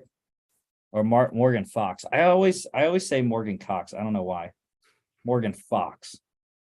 1-year deals going to Texans defensive end Derek Rivers.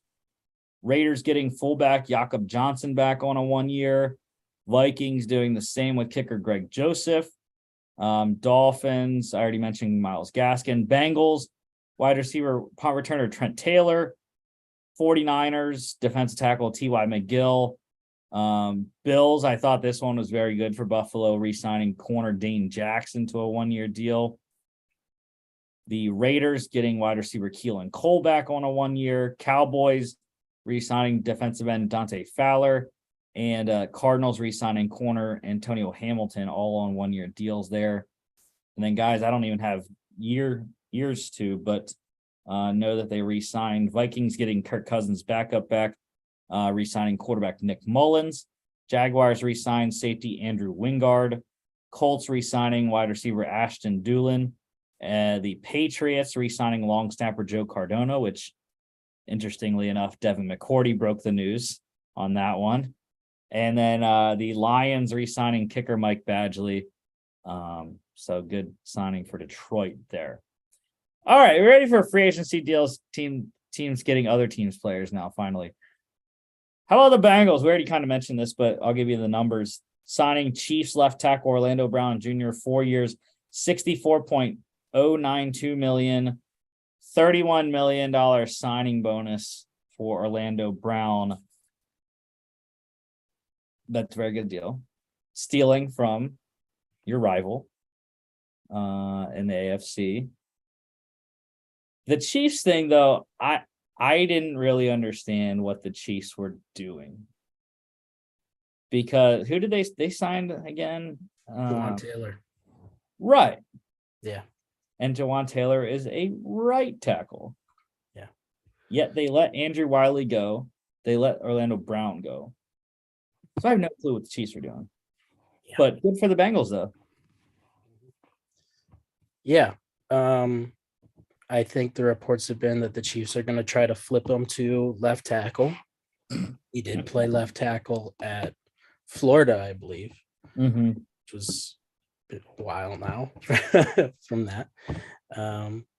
But yeah, I mean, the Orlando Brown signing is very interesting. The Bengals have a need there. Jonah Williams was a solid left tackle, but I don't think he was enough to elevate that O-line to where it needed to be. I think it's just, I don't know. There's some question marks for me because, over the past 2 off seasons now, the Bengals' strategy to kind of fix up this O-line has been kind of to throw money at it. And the results have been mixed. So hopefully this is that last kind of anchor piece to what can be an elite O-line for them. Because I think if they get that, I mean, forget it, just forget it. If you give Joe Burrow that much time in a clean pocket with those elite receivers, it's the dream scenario for that offense. So, but yeah, I mean, we'll see if Orlando Brown can be that guy. Yeah. And they don't have that much time left. The Joe Burrow contract is coming. So is the Jamar Chase. So we'll see. Higgins, if they can keep him. Right. The Browns, they signed Vikings defensive tackle Dalvin Tomlinson, 4 years, $57 million, $27.5 million guaranteed. This one I did not see coming based off the money. I thought 57 was a lot for Dalvin Tomlinson. For a guy that's not an elite interior pass rusher, he's okay, but he's better at stuffing the run in my mind than he is at pass rushing. Yeah. Yep. Yeah. And I agree with that for all those reasons that you just said. They needed this, and I think that's why they ended up overpaying, because they've desperately needed this for the last 2 or 3 seasons now. So to get somebody on that line who can effectively pair with Myles Garrett, Dalvin Tomlinson is going to be able to eat up multiple blockers. He's going to be able to apply some pressure in the pass game. Like you said, he's not really an elite interior rusher, but he's going to be able to do some stuff. And he can help you in the run game. So they're getting a good player at a position of need. So that's the win if you're a Browns fan. The trade-off is that you're paying quite a lot of money to do that. So, but conversely, I think this next one was worth it. Seahawks signing Broncos defensive tackle Draymond Jones, 3 years, $51.53 million. Now that is a guy that has been one of the better defensive tackle interior pass rushers of the last couple of seasons. And that one makes a lot of sense for Seattle because they also desperately, I talked about it a couple times now, the defensive tackle position, they need reinforcements there. Yeah, I like this one a lot too. This is exciting. And I think that this is, I like this signing more because you're looking at a guy who is younger and who is going on an upward trajectory. He's pretty explosive, moves very well for an inside guy. And I'm excited to see if they can pair another young, effective pass rusher with one or both of their first-round picks on the D-line with him, because I think that would really kind of kickstart that defense. So how about we're just kind of the Broncos. They kind of pretty much replaced Draymond Jones with this one. They signed Cardinals defensive end Zach Allen to a 3-year, $45.75 million deal, $32.5 million guaranteed.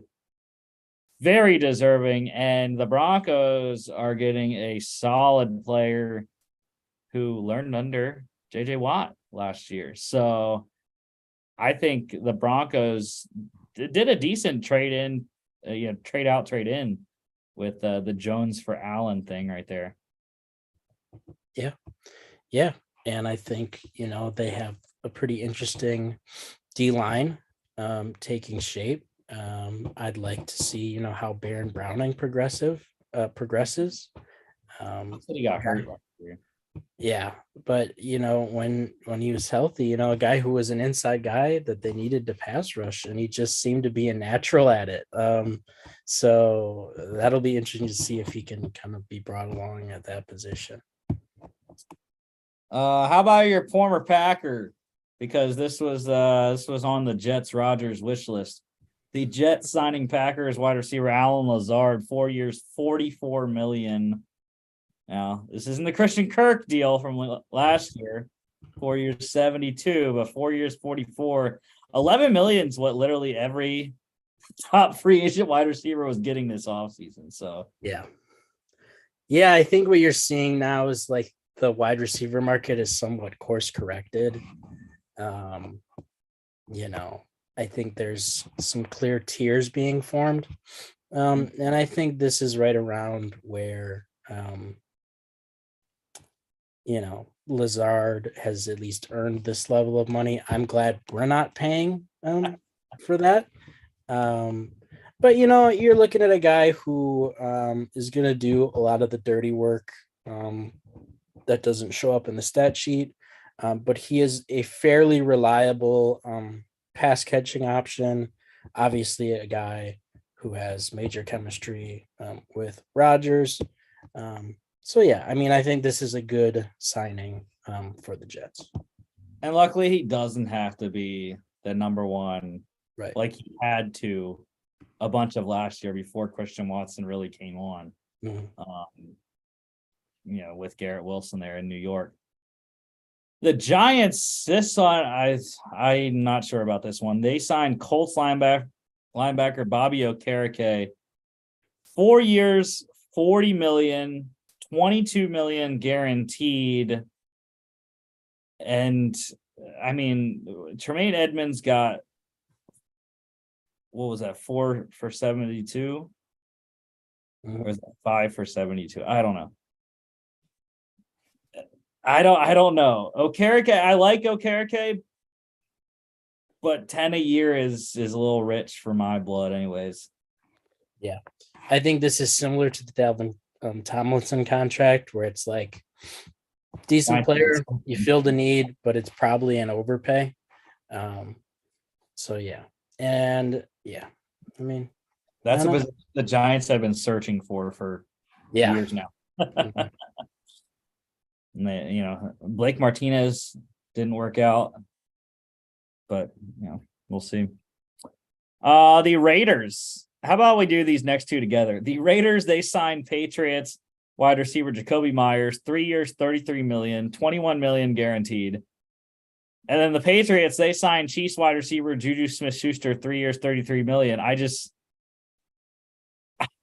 shook my head because I was like, bro, so if you're going to pay a wide receiver the same contract that he got, why not just keep Jacoby Myers?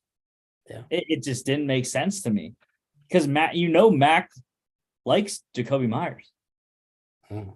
Now he's got to break in a new relationship with another receiver now. Yeah. I mean, I guess maybe Bill sees a little more upside in Juju. I mean, the physical traits, yeah, definitely. But yeah, it is interesting. Yeah, I mean, the Raiders are definitely, they're getting McDaniels guys in and they're kind of clearing out kind of not his guys. You can very much see that. Now, the other teams that have tried to recreate the Patriot way have not gone very well. But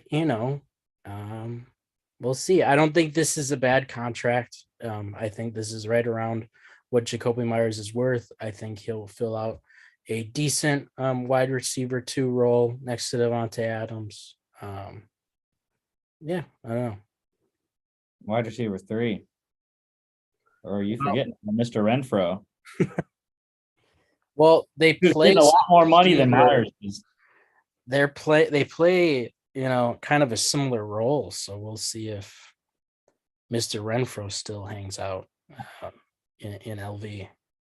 I think Jimmy G's got a good spot there in Vegas now with, we'll talk about the signed a tight end as well to fill the Darren Waller spot. And then, they can get some offensive line help. We already know Jacobs had a great season last year. So, I mean, why not the Raiders?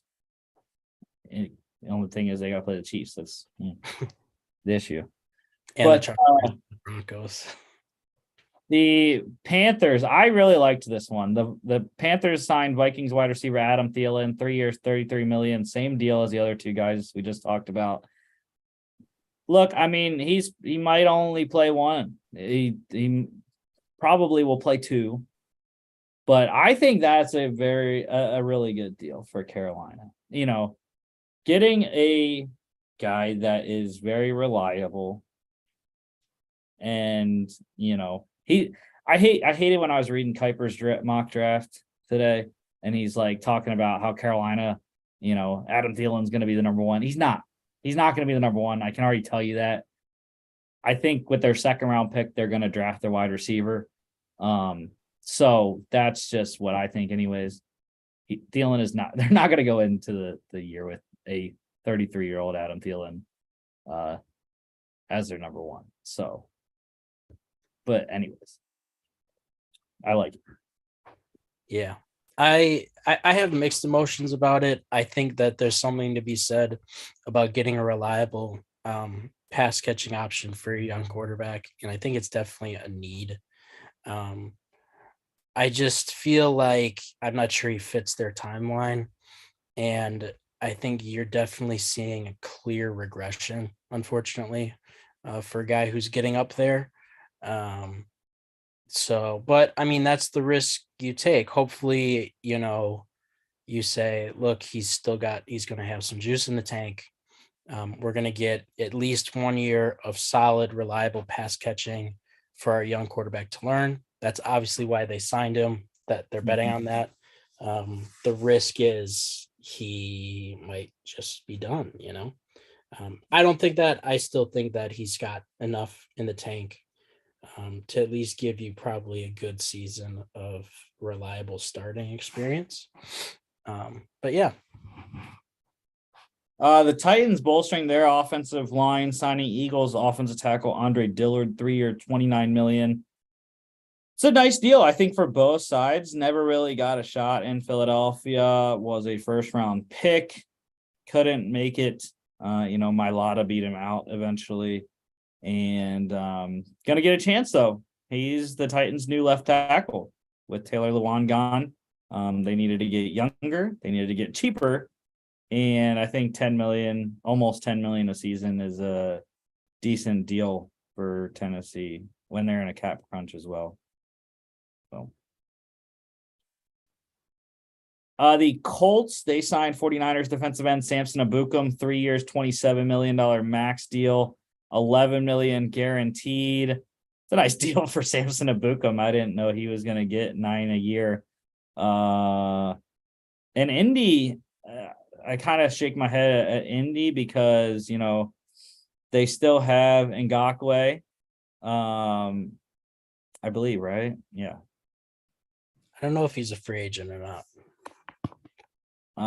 But anyways, they got Eric Armstead not Eric Armstead, DeForest Buckner at the defensive tackle spot, as well as Grover Stewart. So, yeah, it's a little much for me with Abukum, who's never been a full-time starter, and I think that's what Indy's paying him as with this deal. So Yeah, I think he's a free agent. okay, Yannick Ngakoue, that is. yeah. The Panthers again, just getting pieces for their new quarterback, whoever that is.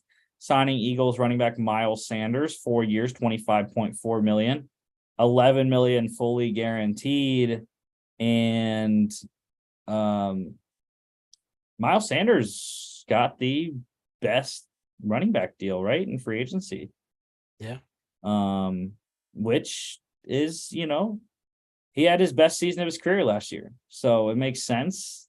And the only thing I think with Carolina, if they're going to run, which I don't know if they will, as much as I try to remember back to Frank Reich's Philly days, because I don't think his Colts days were really indicative of what he wants to do. I think you have to look at his Eagles offensive coordinator spot more and what that offense looked like. So I don't know. But I think if they're gonna run the ball more, I don't know. Miles Sanders has had an issue with like the amount of carries in a season before where he gets injured because he's carrying it too much. And they have Chuba Hubbard still, so that's fine. But I think Miles is definitely going to get like a 70-30 split. That with that money, definitely, I think. Yeah. Yeah. I mean, this is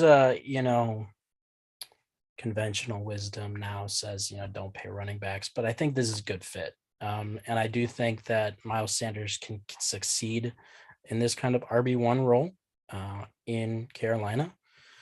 So yeah.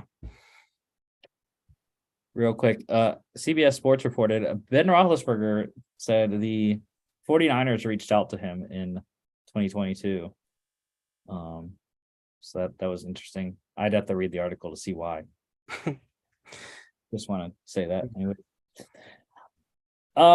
See, I love that my teams just were signing all of my other teams' free agents because then I can, you keep it in the family. So, the Steelers signing an Eagle as well. They signed Eagles guard Isaac Seumalo, 3 years, 24 million. Absolutely love what the Steelers have done on the offensive line. They're setting their draft up now that they can go in at what are they, 12? No, 16. 17. They can go in at 17 and hopefully they get like the third best tackle. Or even, trade up, which I've done in a couple mocks, to try to get at 12 to get in front of the Jets. I think is where you got to get to. And it's decent value. I think it's a third round pick to get up 5 spots from 17 to 12. Might be a second round pick plus. But anyways, yeah, I think the Steelers really built that interior with him and Nate Herbig, which we'll talk about. But I think it's a great deal for both sides with Seumalo. Keeping with my teams here, the Panthers, they signed Bengals tight end Hayden Hurst, 3 years, 21.75 million, 13 million fully guaranteed. I did not necessarily like the money on this one. But from what he did a pretty good job in Cincy. Obviously, that was with Joe Burrow and being allowed to get open because of all the other options that the defense had to cover. I don't think he's going to be able to get that open in Carolina. And he's going to have to do a lot more blocking in Carolina than he did in Cincinnati.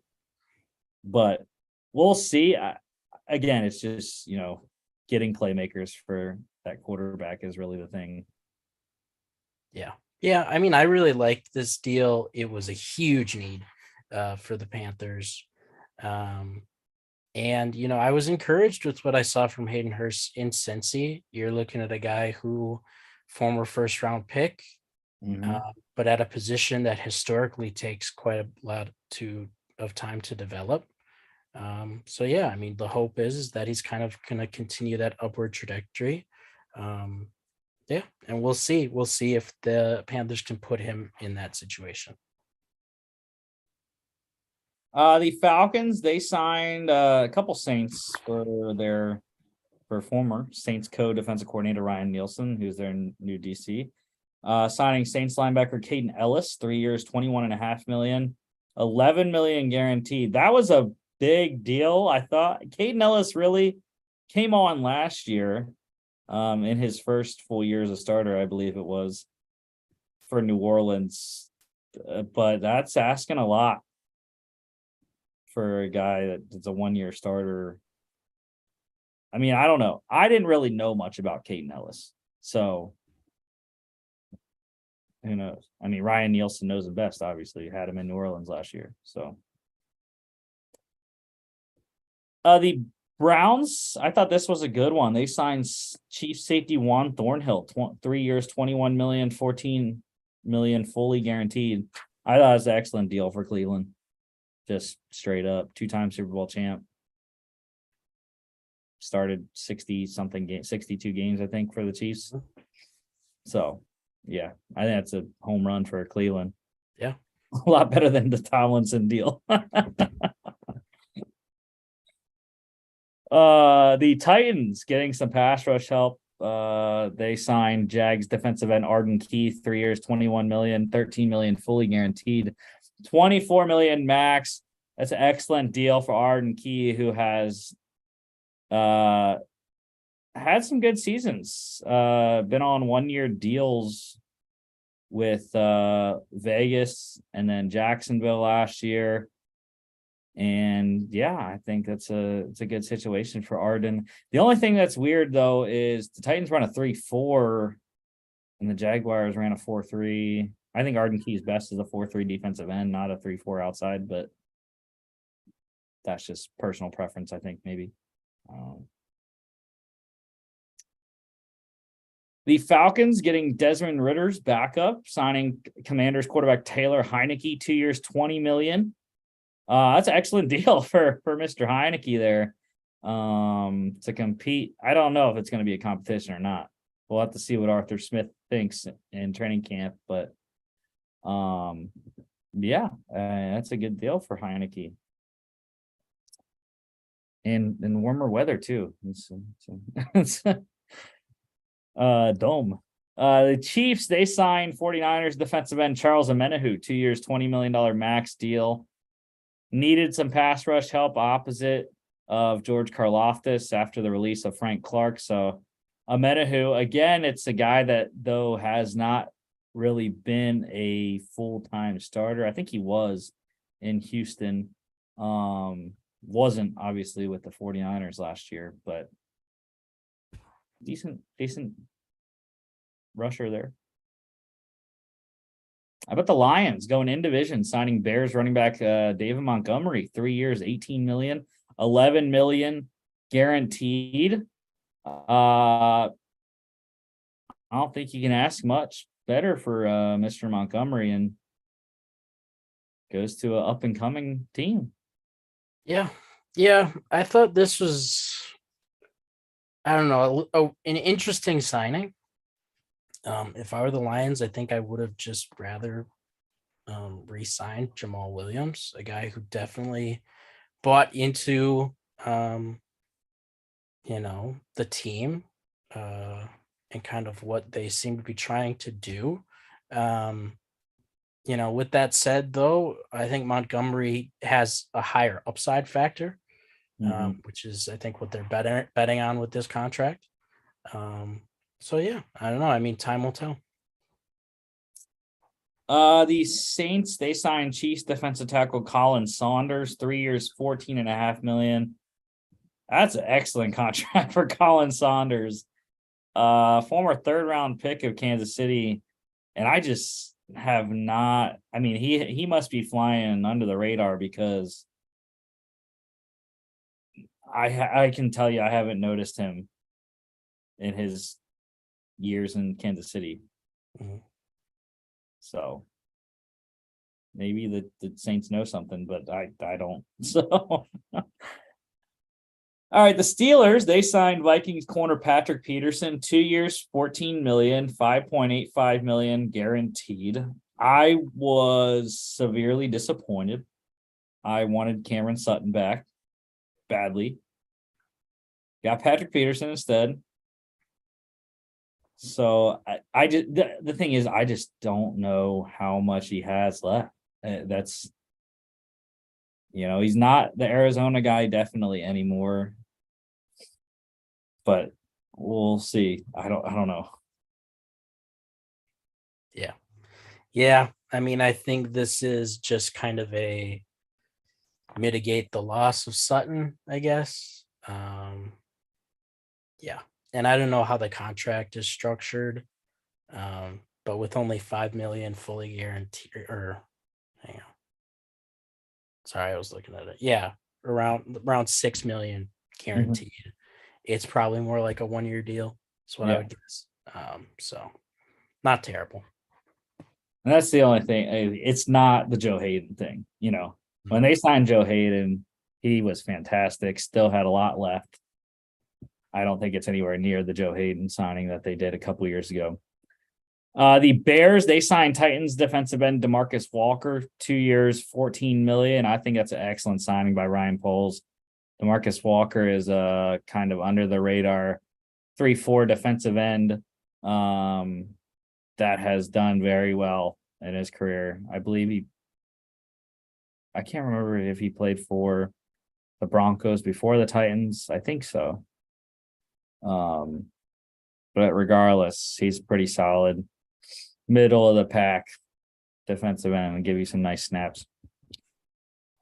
Bills, they signed Saints wide receiver punt returner Deontay Hardy, 2 years, 13.5 million max value, 5 million fully guaranteed.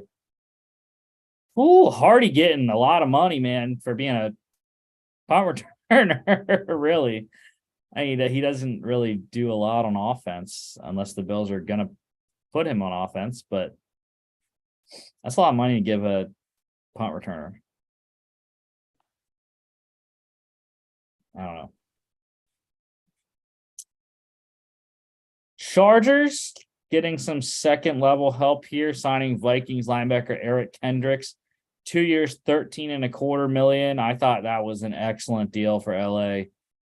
And a guy that has just been very good his whole career. I mean, I've liked Eric Kendricks pretty much his whole career. So it's, the Vikings, they signed Saints edge rusher Marcus Davenport, 1 year, 13 million. That's a lot, I think, for the Vikings. But obviously they needed that with the questionable situation of Zadarius Smith. They need someone opposite Danielle Hunter, and they're hoping it's Marcus Davenport. Marcus Davenport, the issue that I have, he's just been like so up and down throughout his career. So I don't know. Yeah. Yeah, this is essentially a trade-off. Like, you're presumably going to be dropping Zadarius Smith. You're going to be adding Marcus Davenport in his place. Yeah, I mean, I think at this point, Davenport has a lower floor than Zadarius Smith for sure, but he has a higher ceiling in that Z's getting up there, and he just is like, I don't know what's going on with him, but he doesn't seem to be a great locker room guy for sure. So I don't know, but and I mean, it is only a 1-year deal, so like you bring him in if he has a a great year under Brian Flores, you can sign him to an extension. So yeah, he should just continue the NFC North tour and go to Detroit next. Yeah, go for it. They need pass rush help anyways.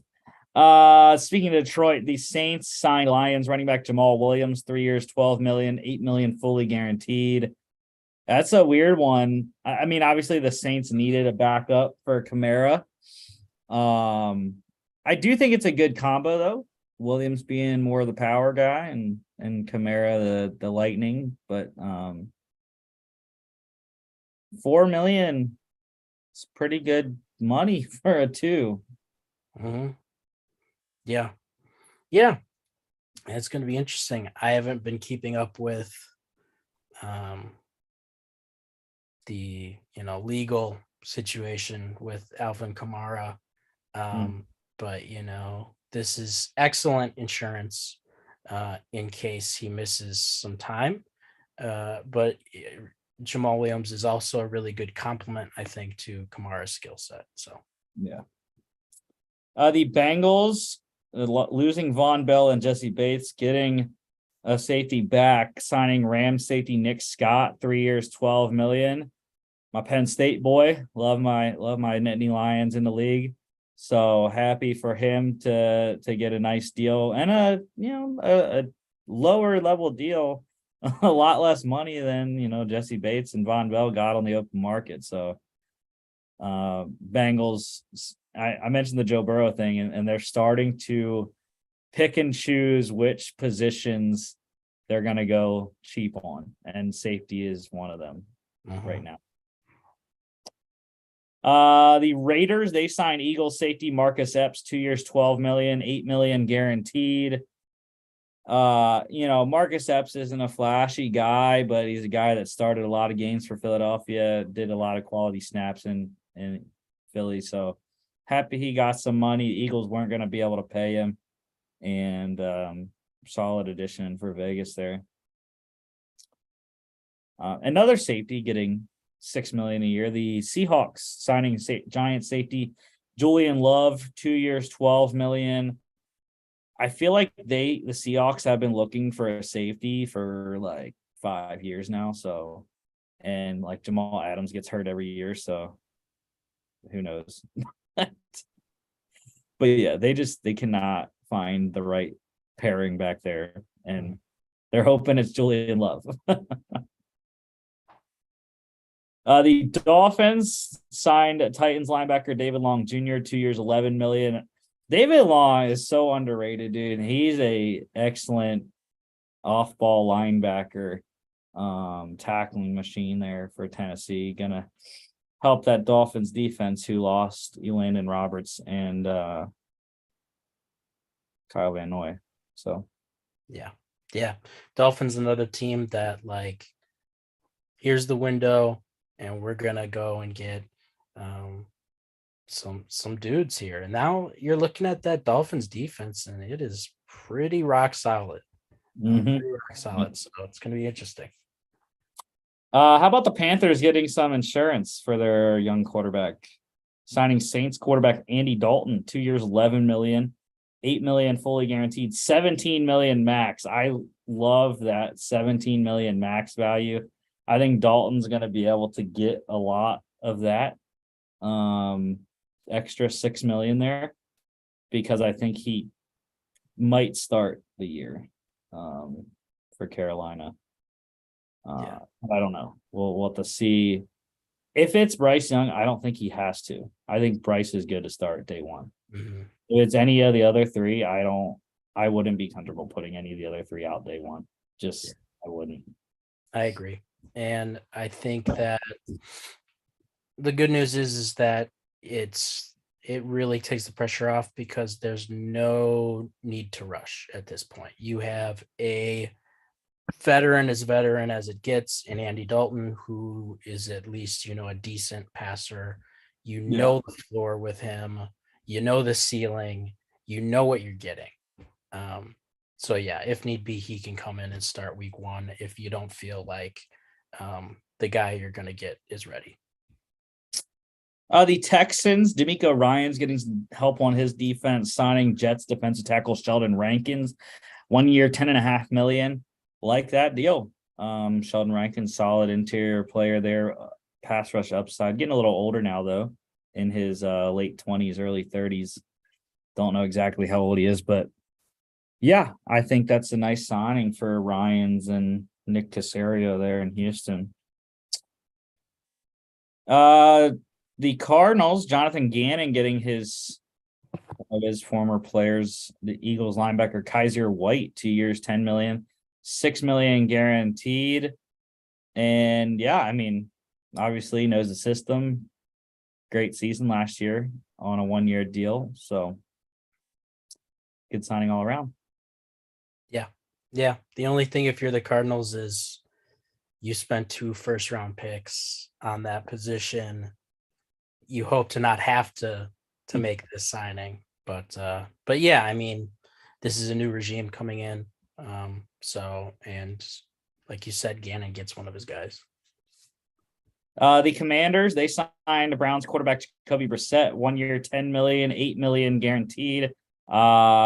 Gonna be a nice mentor for Sam Howell, I think. Jacoby Brissett, a really good locker room guy. Mm-hmm. So I like that deal for both sides and, for Sam Howell. So I don't know if they're gonna I don't think they're gonna do a competition. I mean, I don't think Rivera can really sustain a competition at this point of where he's at. So Yeah. I think he's got to be Howell or bust at this point. Mm-hmm. Either Howell's gonna allow him to keep his job or Howell's gonna get him fired. So. Yep. The Patriots, how about this move? They signed Dolphins tight end Mike Gesicki, 1 year, $9 million. And it's crazy they're signing another tight end. The Hunter Henry thing, he's still on the roster. Jonnu Smith traded to Atlanta. And it's just like, okay, are we going to still do the 2 tight end thing or not? Mm-hmm.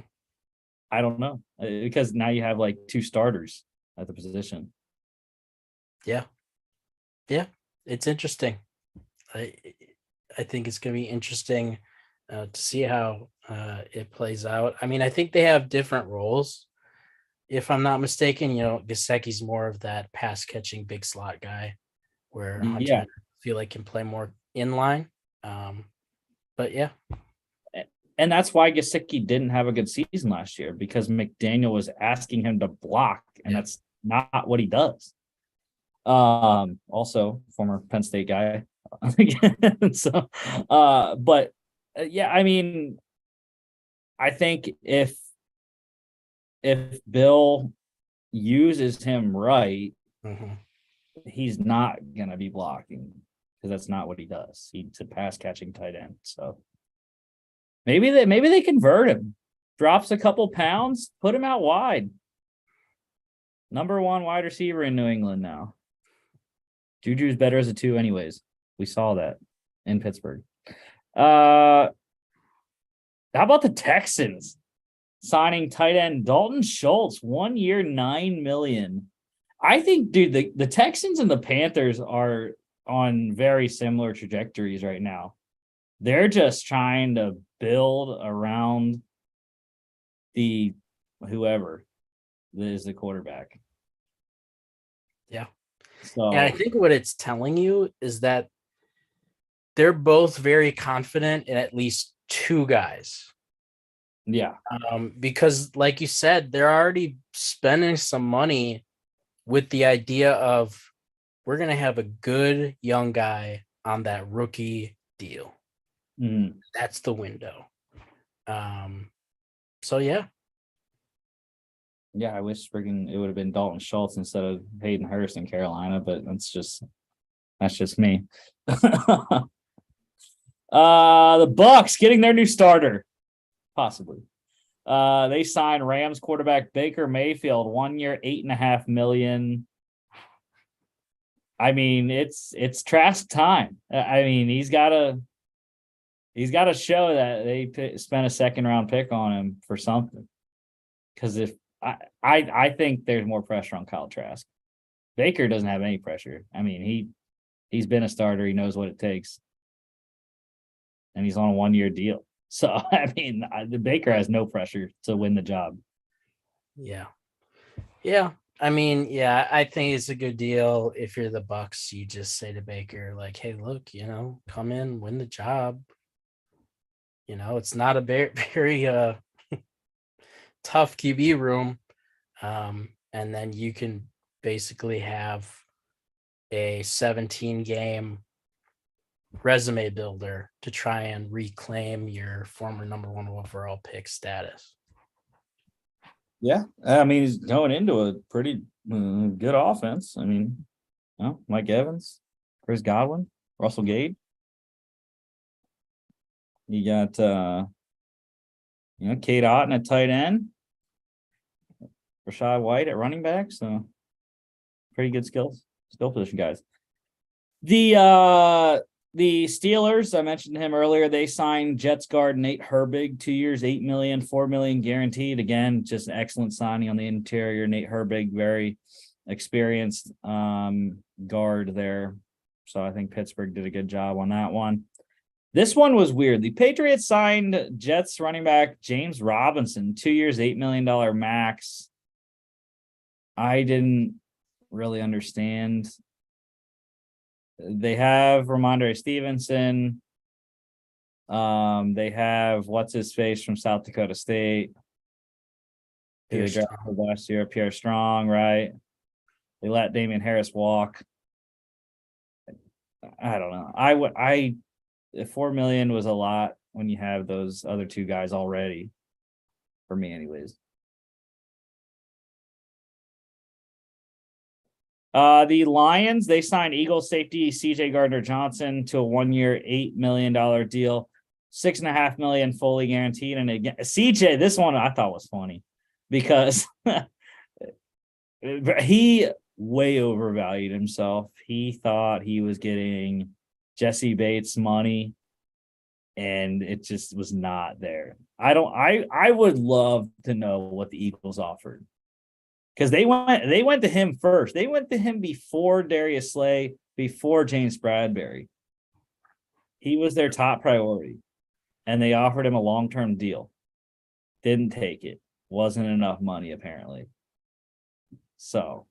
Well, what's interesting is that I think the Eagles offered him more, is what the reports are. At least offered him more than what the Lions are. But then you have to think like, okay, the Eagles came in with an offer that he felt disrespected by, I guess. And then he went to the open market and it wasn't as great as he thought. So then he takes kind of that 1 year prove it deal with Detroit. Yeah. I mean, for the Lions, it's a slam dunk. I mean, obvious need, great player at that position. So. Also with the Lions, they signed 49ers corner Emmanuel Mosley, 1 year, $6 million. Again, that's an excellent deal for Detroit. An experienced corner going to help them out on the back end, which they severely needed. How about the Eagles getting their backup, signing Falcons quarterback Marcus Mariota, 1 year, $5 million, $8 million max. I love it. I absolutely love the storyline, the Chip Kelly thing coming back around. They finally got Mariota after 7 years.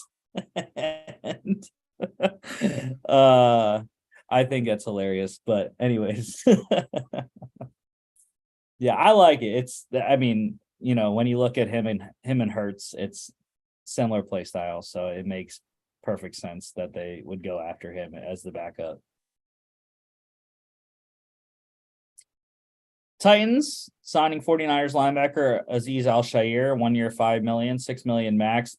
Titans are just bargain shopping. They're at the dollar store, trying to get everything they can with the nickels that they got. So, but Al-Shaair, good player, nothing against him, but it's just funny because the Titans are like, what can we get with how many players can we get with $10 million? The Bears signing Seahawks running back Travis Homer, 2 years, $4.5 million max. I think that's a good deal. I think who do they even have? I forget. Khalil Herbert. Yeah, they got Khalil Herbert. They signed anyone else? I can't remember. But I mean, Homer has been excellent as third down back, receiving option out of the backfield. So I think it's a nice deal for him. Colts, they signed Browns defensive tackle Taven Bryan, 1 year, $4.5 million, just getting that interior depth behind DeForest Buckner, Grover Stewart there, like I mentioned before. Good signing. Like I said, kicking tires on those former first round picks. Everyone does it. The Lions, how about them getting back one of their guys? They signed Broncos guard Graham Glasgow, 1 year, $4.5 million, former Lion, spent 5 years in Detroit. Coming back home to the Motor City. So yeah, good deal for Detroit. And the Colts, Shane Steichen getting his guy. Signing Eagles quarterback Gardner Minshew, 1 year, $3.5 million, fully guaranteed, $5.5 million max. Gardner, week 1 starter in Indy. How about that? I mean, I think he will be. From where the Colts are right now, they're going to get Will Levis or Anthony Richardson. I cannot, like, we already talked about it. I mean, I wouldn't start one of those guys week 1. So I think Gardner is going to be your Colts week 1 starter. I mean, yeah. Yeah, the Colts are in a really weird spot. Like, I don't know. It almost feels like they have to.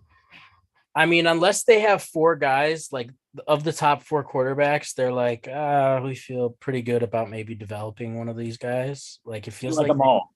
Right. It feels like they have to kind of try to see if like the Cardinals will trade up one spot, you know. Yeah.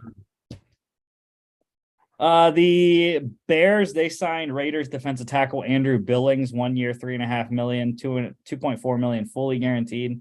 It's a good deal. He's a good run stuffer, anyways.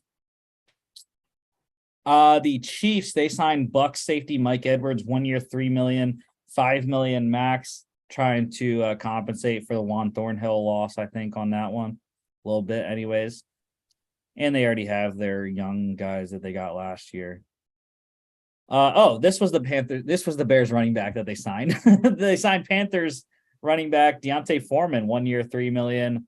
So yeah, Foreman and Herbert and Homer there. So that's a decent backfield. I think you got all kinds of skills put together to mesh well. So and the Texans, they signed Bills running back Devin Singletary.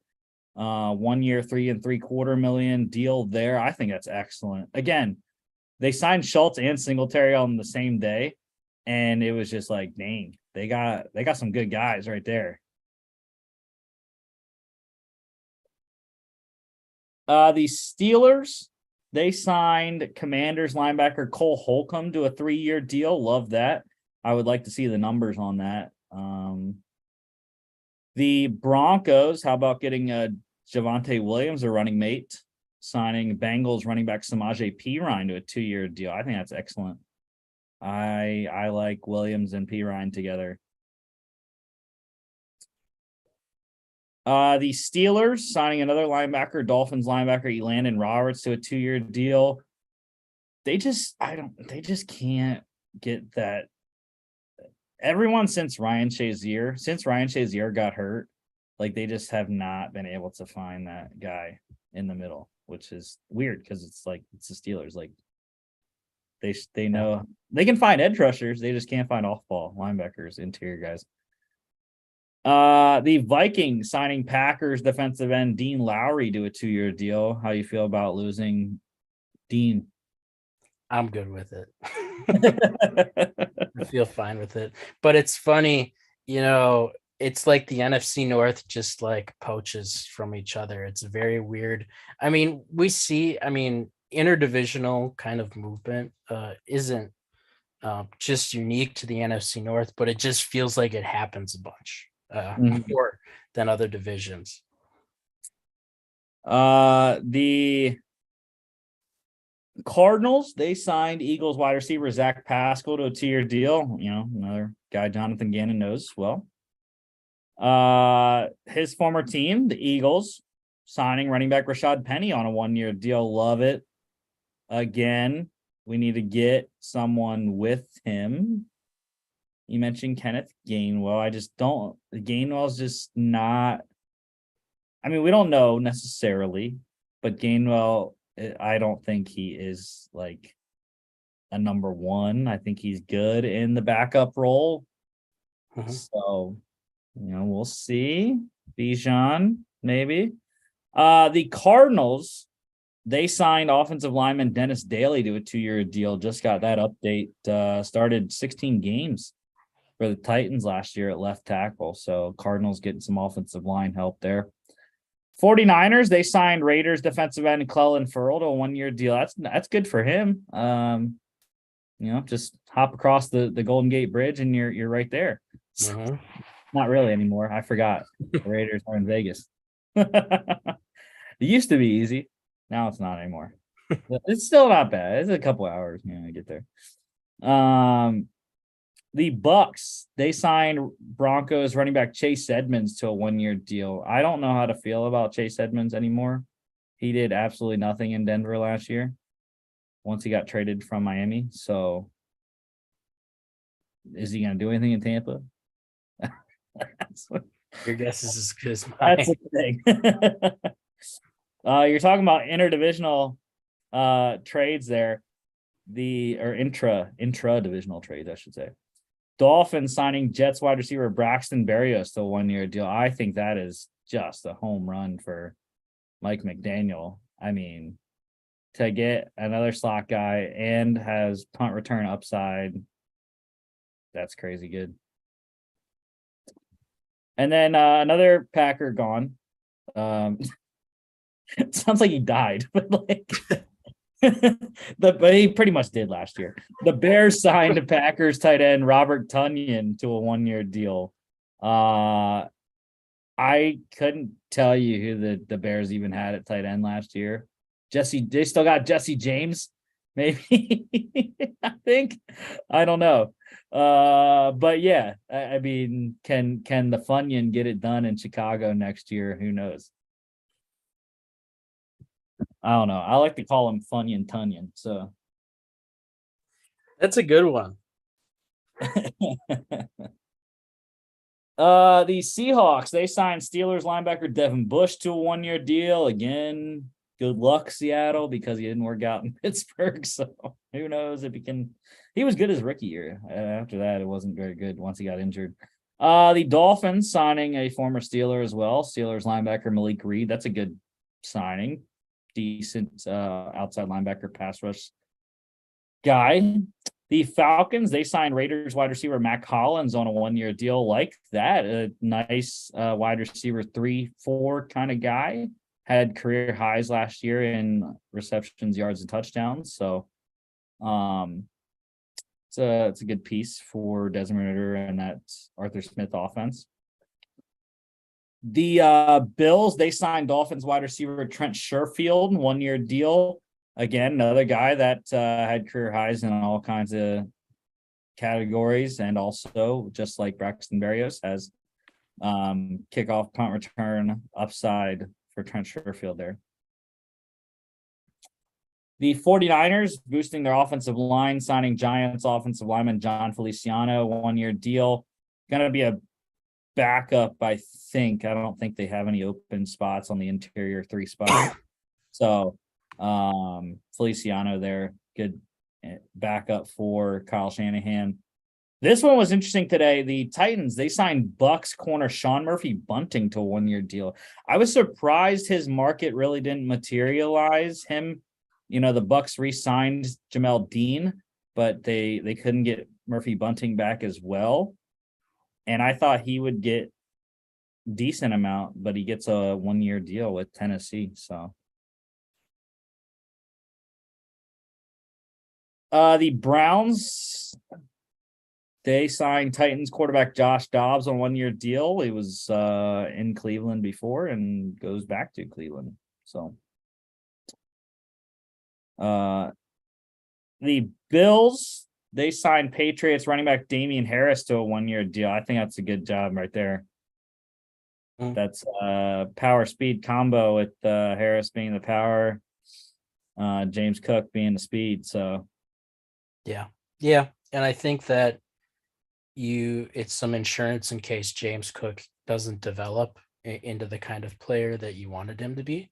That Damian Harris has had success in the NFL.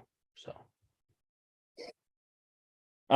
the Giants, they signed Commanders defensive back Bobby McCain on a 1-year deal. I think that's excellent work by Joe Shane there in New York. Bobby McCain, solid nickel guy, if I remember right. Broncos, they signed Jags tight end Chris Manhertz, nice H-back blocker for Sean Payton and co. Texans, they signed 49ers defensive back Jimmy Ward. That's excellent for D'Amico Ryans getting a 49er there. I was surprised I didn't get numbers on that one.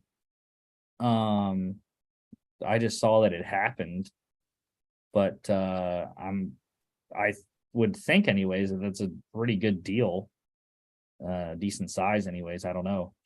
And I know this one was as well, but I didn't get numbers on this one. The Colts have a new kicker. They signed Rams kicker Matt Gay, and I know his was supposed to be like like the biggest kicker contract in NFL history. I thought that's what the tweet said anyways, but no one tweeted out numbers after that. So I don't know. I'd have to look it up. But Titans, they signed 49ers offensive lineman Daniel Brunskill. That's a home run signing for Mike Vrabel and co. needing offensive line help. Vikings also a home run signing, filling the Patrick Peterson void, signing Cardinals corner Byron Murphy Jr. Excellent signing for the Brian Flores defense there. Patriots, they signed Bears offense tackle Riley Reef. Who knows how much he has left? He's been around a while. yeah. The Dolphins, they signed Lions defensive back Deshaun Elliott. I like that signing. Pretty solid third safety option. Bills getting a new backup for Josh Allen, signing Texans quarterback Kyle Allen. So they can now create the Allen and Allen podcast and have a great time.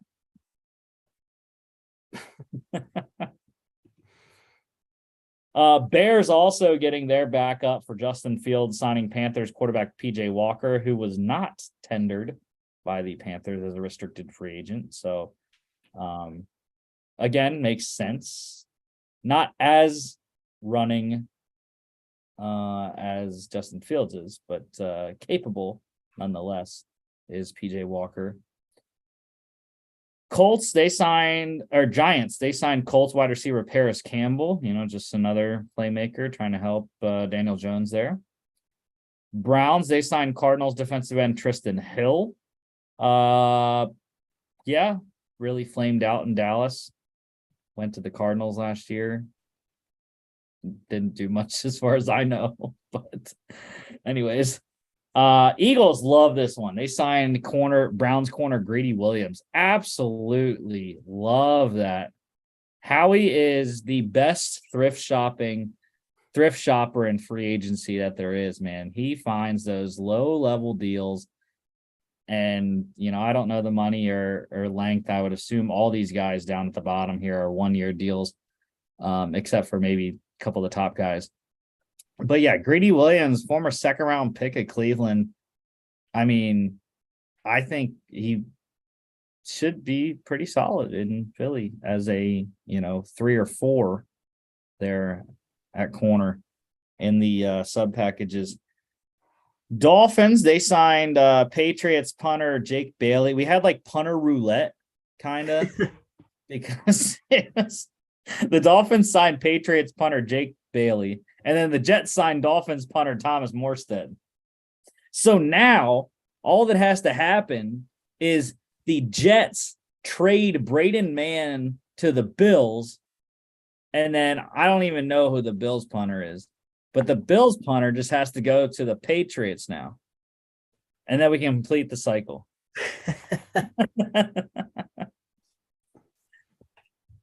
The Colts, they signed Bills wide receiver Isaiah McKenzie. That's a nice option there. Bucks, I like this one. They signed Rams defensive tackle Greg Gaines. I really like that signing by Jason Light. Panthers, they signed Texans offensive lineman Justin McCray, your former Packer there. Nice offensive lineman. Chiefs, they signed Chargers linebacker Drew Tranquil. Excellent off-ball linebacker is Mr. Tranquil. How about the Raiders getting in on this one here, signing Texans tight end OJ Howard, fill that Darren Waller spot.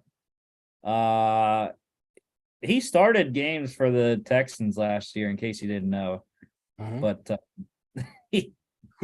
I don't know what he did for the Texans other than start games, and block for Dameon Pierce. That's about it.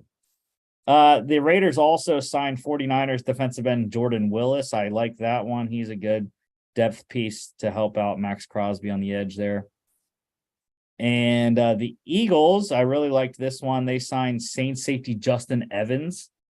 Lower level guy, I don't think many people know too much about, but he's been a solid player for both the Buccaneers and the Saints over his career. Falcons, they signed Vikings corner Mike Hughes. So getting someone to pair with AJ Terrell there, probably going to draft a corner anyways, though. Eagles, they signed Bears linebacker Nicholas Morrow. Decent option there. Don't really have too much feeling about that one. Broncos, they get their punter back. They signed Rams punter Riley Dixon, spent his first 2 years in the NFL in Denver. So Dixon back to the Broncos there. And then the Cowboys, how about this one? Getting Tony Pollard a running mate, signing Chiefs running back Ronald Jones. He absolutely he did the LaShawn McCoy method last year. He went on to Kansas City, did absolutely nothing, was on the practice squad for most of the year, and wins a ring. So, that's how you do it. That's the LaShawn McCoy method. That's exactly what he did when the Chiefs won their first, or their 1-54. So, and then visits here, a lot of visits going on. It's that time of year in free agency. The Texans hosted Raiders linebacker Denzel Perriman. Seahawks hosted Titans safety Lonnie Johnson Jr. The Patriots and the Bengals hosted Rams safety Taylor Rapp. The Bengals need to get him to fill out their safety position with his teammate, Nick Scott, there, already signed in Cincy. Bengals also hosted Cardinals guard Cody Ford. So I mentioned, they keep signing guys to the offensive line. Maybe you'll get one that works. The Panthers, they hosted Lions wide receiver DJ Chark. I've heard that has been like they want him, but it's just like they need to figure out the contract. So hopefully soon they will get a deal done with Chark. The Bengals and the Saints hosted Raiders tight end Foster Moreau. Again, the Bengals trying to figure out the post Hayden Hurst there at tight end. The Giants hosted Rams defensive lineman Ashawn Robinson. Raiders hosted Buccaneers quarterback Blaine Gabbert, searching for, Jimmy G, another backup for Jimmy G there. Or the backup for Jimmy G, because Stidham is gone, right? I think. Is he? I can't remember if he signed somewhere, if he was a free agent. I don't remember. The Commanders, they hosted Browns linebacker Anthony Walker. The Ravens hosted Patriots wide receiver Nelson Aguilar. The Raiders, again, trying to fill the tight end spots here, hosted Titans tight end Austin Hooper. And the Falcons, this one was interesting today. They hosted Ravens defensive lineman Calais Campbell, coming back for a 16th season in Baltimore or elsewhere. And that is finally all. I know it was like way too long. Logan's like, I'm not coming on for another 3 weeks I'm not coming on to the end of the semester. We got a lot to get through. This is I know. This is one of the volume times of the year. Yeah. But it won't be like that until we get the draft. Until we start our mock drafts. divisional mock drafts, which start March 31st. So next Friday, we will start our divisional mock drafts. Anyways, yeah, next Tuesday we'll be back. XFL Week 7. We'll recap all the XFL Week 6 games. Talk about any news and notes. Maybe we'll have a Rodgers trade by then. Probably not. But yeah, thank y'all for watching. Don't forget to follow us on all our social media at FAA Podcast on Instagram and Twitter. FAA_bets on Twitter as well. FAApodcast.com is our website. You can check us out here on YouTube, Facebook, Spotify, Apple Podcasts, and iHeartRadio. Thanks for being on the whole time, Logan. And we'll see you back on Football Friday.